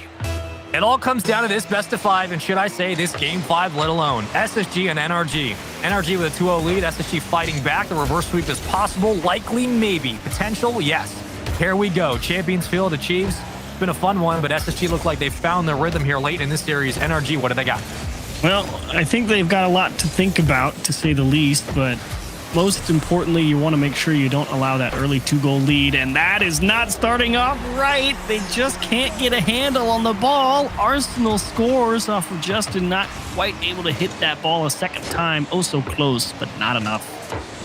We saw early in this series with Arsenal and Daniel and LJ playing very far upfield, often on their possessions. You see it there. You get a quick rebound. You're able to capitalize quickly as SSG will find the opening goal here on Champions Field. Only 30 seconds burn, but it's a very tough one to come back from. We'll see if the NRG do have enough in the tank. Surely they do. We've seen them do it time and time again in overtimes before. And it's a pinching save that leads way to a clear. SSG will breathe for the moment. They get back out to midfield, but they do not have possession. Particularly tight spread of the field either for SSG. They were willing to let NRG clear that ball, but it actually pays off quite nicely. Now they're ready to go with the midfield line. They said, we're going to go back up, get some boost, make sure we're really ready to play this one. NRG kind of scratching their head a little bit about where can we actually put the ball to get through. It's really just trying to find any open space, and even if it's there, it doesn't feel like NRG's ready for it to go that way, if that makes sense. Yeah, I mean, you've seen a spread from NRG, whether it's been Justin and Squishy working on both side walls, adjacently bringing that back line upfield. So you don't have a clear cut right in the front of the box. You're more than happy to play laterally, as SSG didn't have the cleanest of possessions, but Arsenal still doing all he can to be a nuisance in the base of NRG for the moment. It's a miss, and if that goes in, you've got to be joking. How is this happening? The defense that we praised so often in this series starting to crumble a little bit, but NRG do survive, and more importantly, Space Station losing out on what could have been a 2-0 lead. Yep. Like that trap from Squishy. Again, NRG trying to force possession on themselves, make Space Station come and take it. Actually, a pretty decent pinch there from Garrett G to the opposite end of the pitch, but they mishandle the ball. It allows SSG a few moments to really size this one up, and here they come again. Constant win after constant 50. SSG just keep the pressure through the corner. That Squishy demo actually gives LJ some room to work here. I mean, he can just Fight against Garrett. Try to bump Squishy like he does. Daniel's upfield. He grabs, never mind, Squishy getting the corner regardless. Try to keep things moving. Dangerous shot. Quickly saved. More pressure. Energy in the corner. Garrett flies back. LJ wins it again. In transition, here comes Space Station. And NRG really trying to dive aggressively in the corners. When they get onto that Space Station half, they want to take away that corner boost and hopefully, of course, win the challenge. But I think they're just trying to slow down that transition from NRG and give themselves some more opportunities in the midfield uncontested. But right now, no shot at that. It is player after player. I mean, now you can't even get up towards the ceiling, towards the side wall if you're NRG without getting challenged quickly. Squishy catches it low. It's a beautiful read as well. It gives Justin time to get back. It gives Garrett time to come up for the challenge. They'll do so. NRG engine now starting to come online. Space Station escaping a lot of this pressure. Oftentimes that possession's been caught in traffic, but it's been Space Station who found the better of this team so far. Justin going to play it towards the side. LJ popping it, maybe looking for a contest off the back wall, but Justin will read it, and NRG get it out yet again. Squishy back to Garrett. Never mind. SSG will find the read. Quite able to put that where they wanted. The idea is there for NRG. That's a creative transition. It's long passes, but they're at such strange angles. It's actually pretty awkward to go and commit to that line if you're Space Station, because there's generally an easier play available, and it's putting a lot of pressure on NRG to actually execute. Squishy will make a stop, and time now the biggest factor for him. NRG only able to muster how many? 3 shots so far. Same for Space Station, but they don't care. They've got the lead. I mean, the overextension, whether it's been LJ or Arsenal, they've been sneaking through the back line of NRG, and they've found success. It's forced Squishy to have to pop immediately off his own goal line and burn a lot of boost to keep this one out. Still a 1-0 lead. Plenty of time. Squishy, the pass to Justin. Great click into the lane and cut down. Arsenal. Oh, he missed. This is the touch. Is that a floater? It is, but Justin can't close it.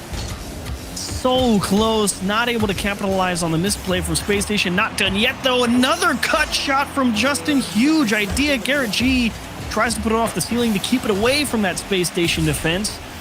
Not sure if there's quite enough in the tank here. Prove me wrong. They had it, but they can't score it. It's off the post. They're throwing everything and the kitchen sink at this. From the basement as well. LJ escaping. Oh, 1v1 around the bend, and LJ puts him away. Now, if you're an NRG fan, now you roll your eyes and you say, of course. Of course. They get it all going the way. They get the 2-0 lead in this series. They get put all the way into Game 5. They give up the early goal, but they find a way to get into equalizing position, and they just can't score the ball. And then you give up the one-on-one back the other way and close out the series, and you get knocked out. Oh, that hurts. If you're an NRG fan. You're up 2-0, and you get reverse swept. And it was close in this game, but you're down a goal, and it just does not go your way. You're throwing everything at the door, and it will not break. And then you get beat by LG on the opposite side. Cuts deep. And right when you had us thinking like, okay, maybe NRG have figured something out. Obviously, they're not out there looking like they're going to go win the tournament, but we're thinking, okay, you know what? Maybe we start making a few deeper runs in these tournaments, and then the offense just kind of fizzles out a little bit. And that defense that was so proactive and able to really go out there and cut down some of those passing lanes starts to lose some of its effectiveness as the series goes on. And then they just can't quite hold up. Leaf. Look, I mean, it was closer in the end because of how SSG were able to show up, but a 2-0 lead for NRG. I mean, you think things are going right, even if the gameplay isn't perfect, but to kind of lose in that fashion, it's got to be almost more frustrating than getting swept, knowing you're so close in a Game 5. You just get beat by 1 goal, and then in the end, it's just kind of the statement from LJ. That's tough. Yeah, it's tough. I mean, like the biggest thing for them is that if this is something that they're figuring out, and you said it, they're not going to go and win this regional with it, but if there is something the team wants to stick together and keep playing, maybe this is an option. I don't know. We've said that so many times. Am I about to get burned again? Who's to say? Who's to say? Well, I also jinxed this other match going on over here. What have by you done, saying Steve? version 1 was going to win it, and then Koi bounces back into Game 5, and they're up 3-0 right now. Oh my goodness. Just saying. So Rip might be. version 1 fans. And to be fair, there's 3 minutes left. This is true. Obviously, 3 generally tends to be where you want to be, but let's find it out. Okay, well, let's listen. I heard it might be in Spanish as well, but we're going to listen in anyways because this is big for them. Casi mitad de partido. Estamos bien. No tiene turbo ese, no es peligroso. ¿Vale? Es buena, están arriesgando mucho. Sí, están jodidos, Están jodidos. Toquecito aquí. Nice. Ha llegado Beast Mode en la defensa. A ver, cuidado, son 2 contra 1. Nada, jugada muy difícil por su parte. No, Marcar 2-30, es complicadísimo. Ander, se viene, 2-30 están rayados, 2-30 están rayados, no le da el golpe. Cuidado con la contra, corriendo con el comunista. Va a la esquina, nos roba el boost. Salimos 2 al vuelo, estamos un poco nerviosos también. Pero hay que mantener la calma. Hostias, ya empezamos. ¡Ay, Dios! Beast Mode, Ay, vale, está bien. Venga, va, la sacamos. Bien, Knight. Y ellos, están intentando acumular jugadores en nuestro campo, pero no son capaces. Somos más rápidos, Ander. Estamos llegando a todo volando antes. No son capaces de conectar esos pases que nos hicieron daño en los primeros partidos. 1 minuto 53. Quiero creer. I want to believe. Bien. Balón en su campo. Knight que la puede pegar. Va para adentro al larguero. No me lo puedo creer. Balón al larguero. No va a ser fácil, chicos. Buena no va a presión. ser sin sufrir. Soy de Koi. Me gusta sufrir. La sacan ellos. Cuidado la contra. Cuidado la contra. Este balón que puede ser bueno. Está Knight. Bien, Knight. Defendiendo. Bien, está defendiendo. Knight. No, Knight está jugando los últimos partidos a un nivel excelso. El pase es bueno. J-Ro que no llega. ¡Ostras! Bueno, 1 minuto 20. Mira. Ha buscado la demo en el aire. Tiene mucha motivación encima, Ander. 1 minuto 18 y estaremos en cuartos de final. Hay que tener mucho cuidado. Hay que defender. Vale, ¡Buena! bien, chicos, bien. No entra. 1-0-8. Son 3 goles, Es mucho, Sería de las mayores pechadas en la historia de Koi como organización, me atrevería a decir. Tenemos capacidad de hacerlo. Son 3 goles en 1 minuto. Tenemos capacidad de mufarla, Vale, el pase para Giro. Giro que la puede poner. Bien esperado, Knight, qué tranquilo está. Nada, el señor de la noche, qué partido se ha hecho, Y sobre todo, Jairo, no paro de querer destacarlo.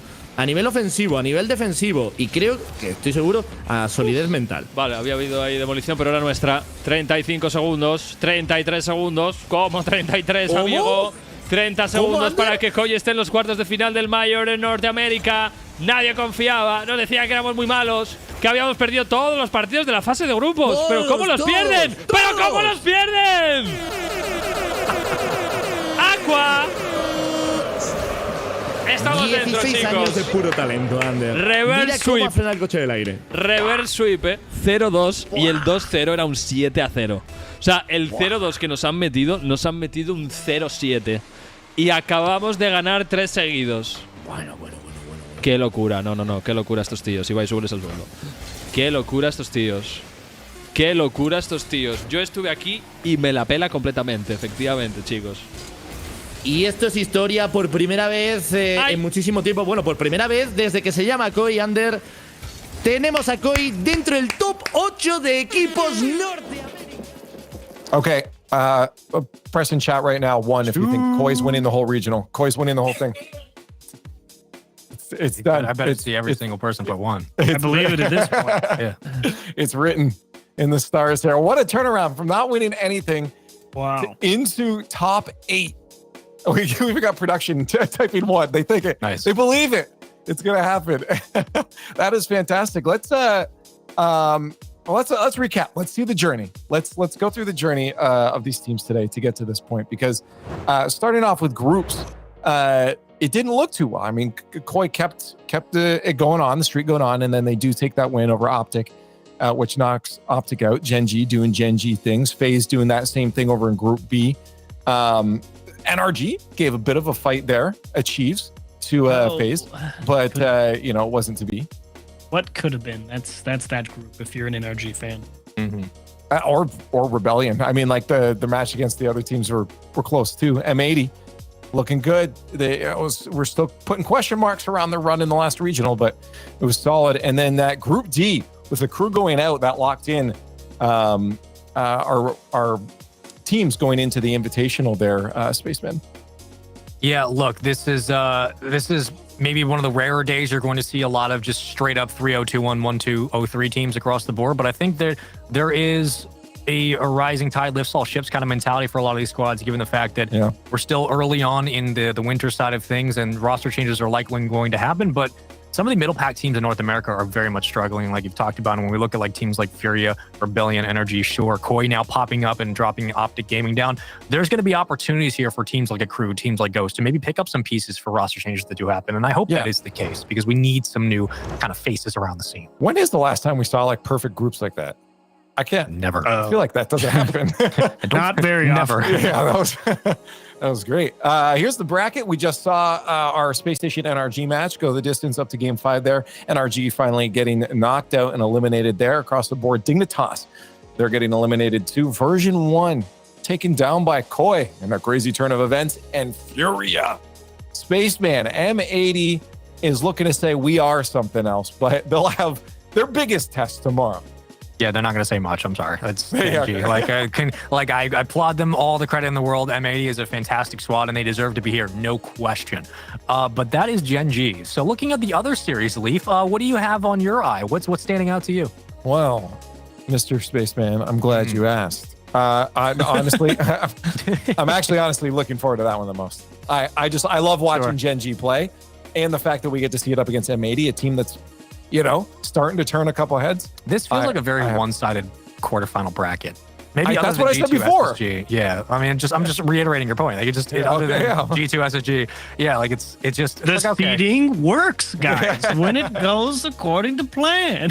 Thank you, NA, for listening to us. Let's see where this puts us now, though, for our points here in the winter, because it was pretty wide open before, and it's kind of the same. Obviously, GenG continues to hold the league. Complexity as well. They were sitting relatively comfortably at the top. G2 played phenomenally as well. But look at how close a lot of these other points. I mean, 7, 8, 9, 10, all sitting at 13 and only 3 points behind those two in front of them, the Chiefs.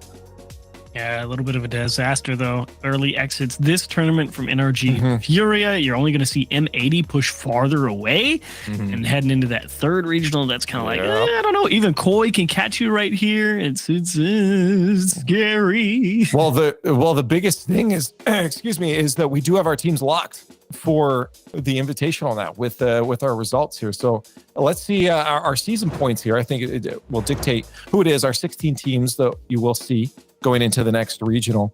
And Koi, look at them. They're like, hey, we live. We live. We live. But it is still again around that 4, 5, 6 slot. It's never a unstressful spot to be in, even up to third there with Space Station Spaceman. Yeah. I mean, if you're looking at kind of the 4th through 9th spot, that's where I think a lot of the jostling will come in for a lot of different squads. And if you're V1, you're not helping yourself this weekend, the situation. If you're NRG, you're trying to help yourself more. But I mean, it's really kind of a tall tale of how Furia has maybe fallen from grace a little bit in North America, what used to be kind of a free region for them. And Complexity's kind of taken their spot, looking at how G2 is being able to continue to operate within that top 2, top 3 spot as well. Basically, and of course, trying to have a big weekend, which will help them overall on the leaderboard, because if they can just get top 2, I mean, you're looking at a significant difference between them and third place. So there's a lot on the line here, not only just for this regional, but again, we always talk about major qualifications, sure, but you're also separating yourself from the competition, which does matter going into the following regionals and the majors going forward. There's a lot here for North America to fight over. Look at GenG. Listen. Look at them go. This is not fair. Triple digits. We just win. On the points. Let's take a look at for tomorrow. That was our last match for today. So we'll take a look at tomorrow when you guys join us on day 2 here of the North American Cup. We have 4 matches in that order there. G2 Esports and Space Station will be kicking off the day. That M80 GenG Mobile one match that I had my eyes on will be the last one for the round. And we just finished those best of 7s. Did you tell us, Spaceman, or did you just ask me which one you had your eye on? I think I just asked you, but I'm going to be looking at Complexity and Koi because I love the members on Koi, obviously, like formerly Rogue. I think that they were kind of a victim of their own circumstance. And now that they're playing maybe more RLCS caliber competition consistently and they have a chance to really show what they can do, they might actually play up to their competition. So I think that's going to be a fun series.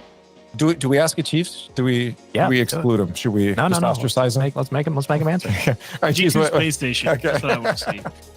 We'll see Space Station cemented there. There's still the other North American team you have to work for, and see if Space Station can surprise everyone and say, ha, we're still around. Well, these teams have a real hard route as they try to qualify for the major coming up. San Diego, you guys get easy qualification, though. It's as simple as typing exclamation point tickets or typing in rl.gg/winter major tickets live and buying your tickets to San Diego. That's all you got to do to qualify. Yeah. That's it. You're a professional. Fix your posture while you're at it. Sit up straight. Come on. We all look like shrimp with gaming neck. Come on, just sit up straight. Get it together. That's why I have to stand. Otherwise, I will slouch. But yeah, get your tickets. Get on over there. We'll do some back. Spaceman will lead the back exercise workouts while you guys are there. You'll see me back there. I'll be there. We'll put you on stage and you'll just get the everyone. All right, it's the break time stretch. Yoga class. Posture. Yeah. Get your tickets. You can see it's going to be fun. We'll do what the Amish do. We'll like lift the venue off the foundation. Yeah. Walk it down the street. Yeah. Well, let's get some final thoughts before we head out here. We do have day 2 and 3 still yet to come this weekend, so we'll wrap things up here. Let's get some final thoughts. Spaceman, if you start us off, Chiefs, follow up. I think FaZe are primed to maybe do what no team's done so far and take down GenG, but GenG still they look like the best team in this regional. I'm very proud of Koi. That's my takeaway this weekend. I think Koi have something to prove, and I'm happy that those players are finally getting some chances to play more RLCS caliber Rocket League.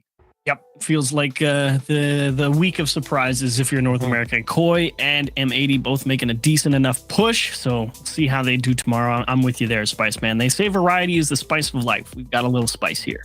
We are getting that into the second regional. It's fun, and again, I'm excited. Same with sentiment as Koi, but for M80 tomorrow to see how that happens. But you will have to wait till tomorrow to see how that happens. It's going to be kicking off at 9:30 Pacific time. You know what? That's too early. I'm going with Eastern times. I don't want to say anything before noon. Let's go. Let's go. 12:30 Eastern time. There you go for our pre-show, and then you got 1 o'clock Eastern time for the kickoff. A lot of more Rocket League to come to you this weekend. Stay tuned. We'll see you then.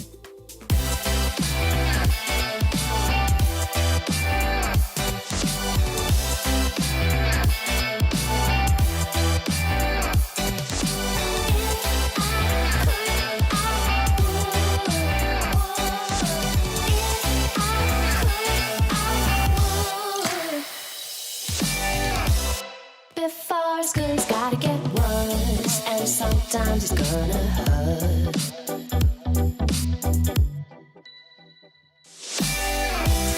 If you're ever gonna get that bad, then you better plan your attack.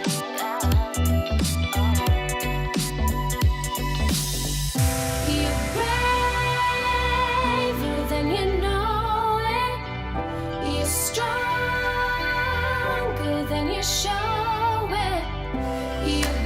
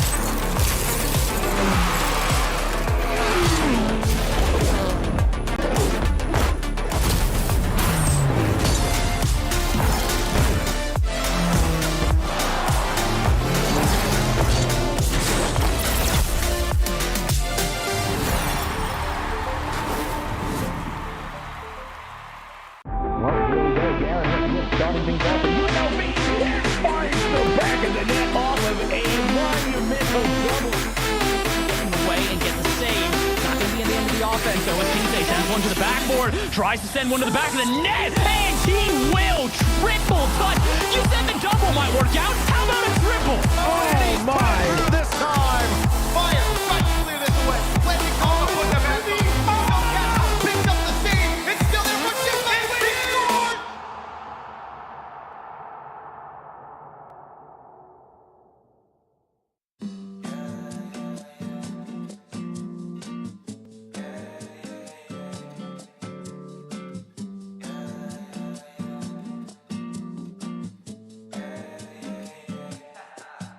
We on the top and we ain't gonna fall. It's an obsession, a habit you call. We hitting automatic, never stall. Only got one tactic, do it all. I'm from the bottom, I hate what I saw. I couldn't walk, so I learned how to crawl. They wanna talk when you're back to the wall. So I say later, my aim moving small. Money grows from my intuition. I just bought a crib, that's my first edition. People hate it when you claim a vision, but I use a static when I hit ignition. Hungry moves, I'm faster in a minute. I stay fresh to death, I'm in a mid condition. Forge a heat, no matter where I've been, and give me any place, and it'll be a kitchen.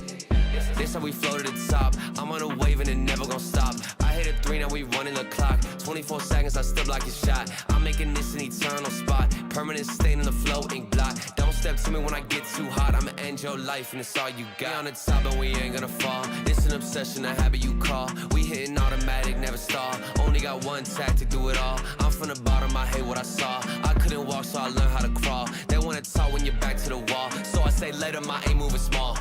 Homemade flow, I'm a PVC. There ain't one player out doing just like me. Heart rate froze, check the EKG. I hate wasting time, no eventually. Routine work when nobody see, but I ain't feel the stress, I know it's meant to be. 30 beats, I'm on a killing spree. I made every song in my discography. Yeah, that's every cent, every dollar. I ain't tryna listen to a broke scholar. Making moves to make the money taller. To the cash topping on the Eiffel Tower. Labels calling, I won't wear their collar. With my own drive, I can take it farther. Do it myself, don't ever bother. Been self-made now, shout out to my father. We on the top and we ain't gonna fall. It's an obsession, a habit you call. We hitting automatic, never stall. Only got one tactic, do it all. I'm from the bottom, I hate what I saw. I couldn't walk, so I learned how to crawl. They wanna talk when you're back to the wall. So I say later, my aim moving small.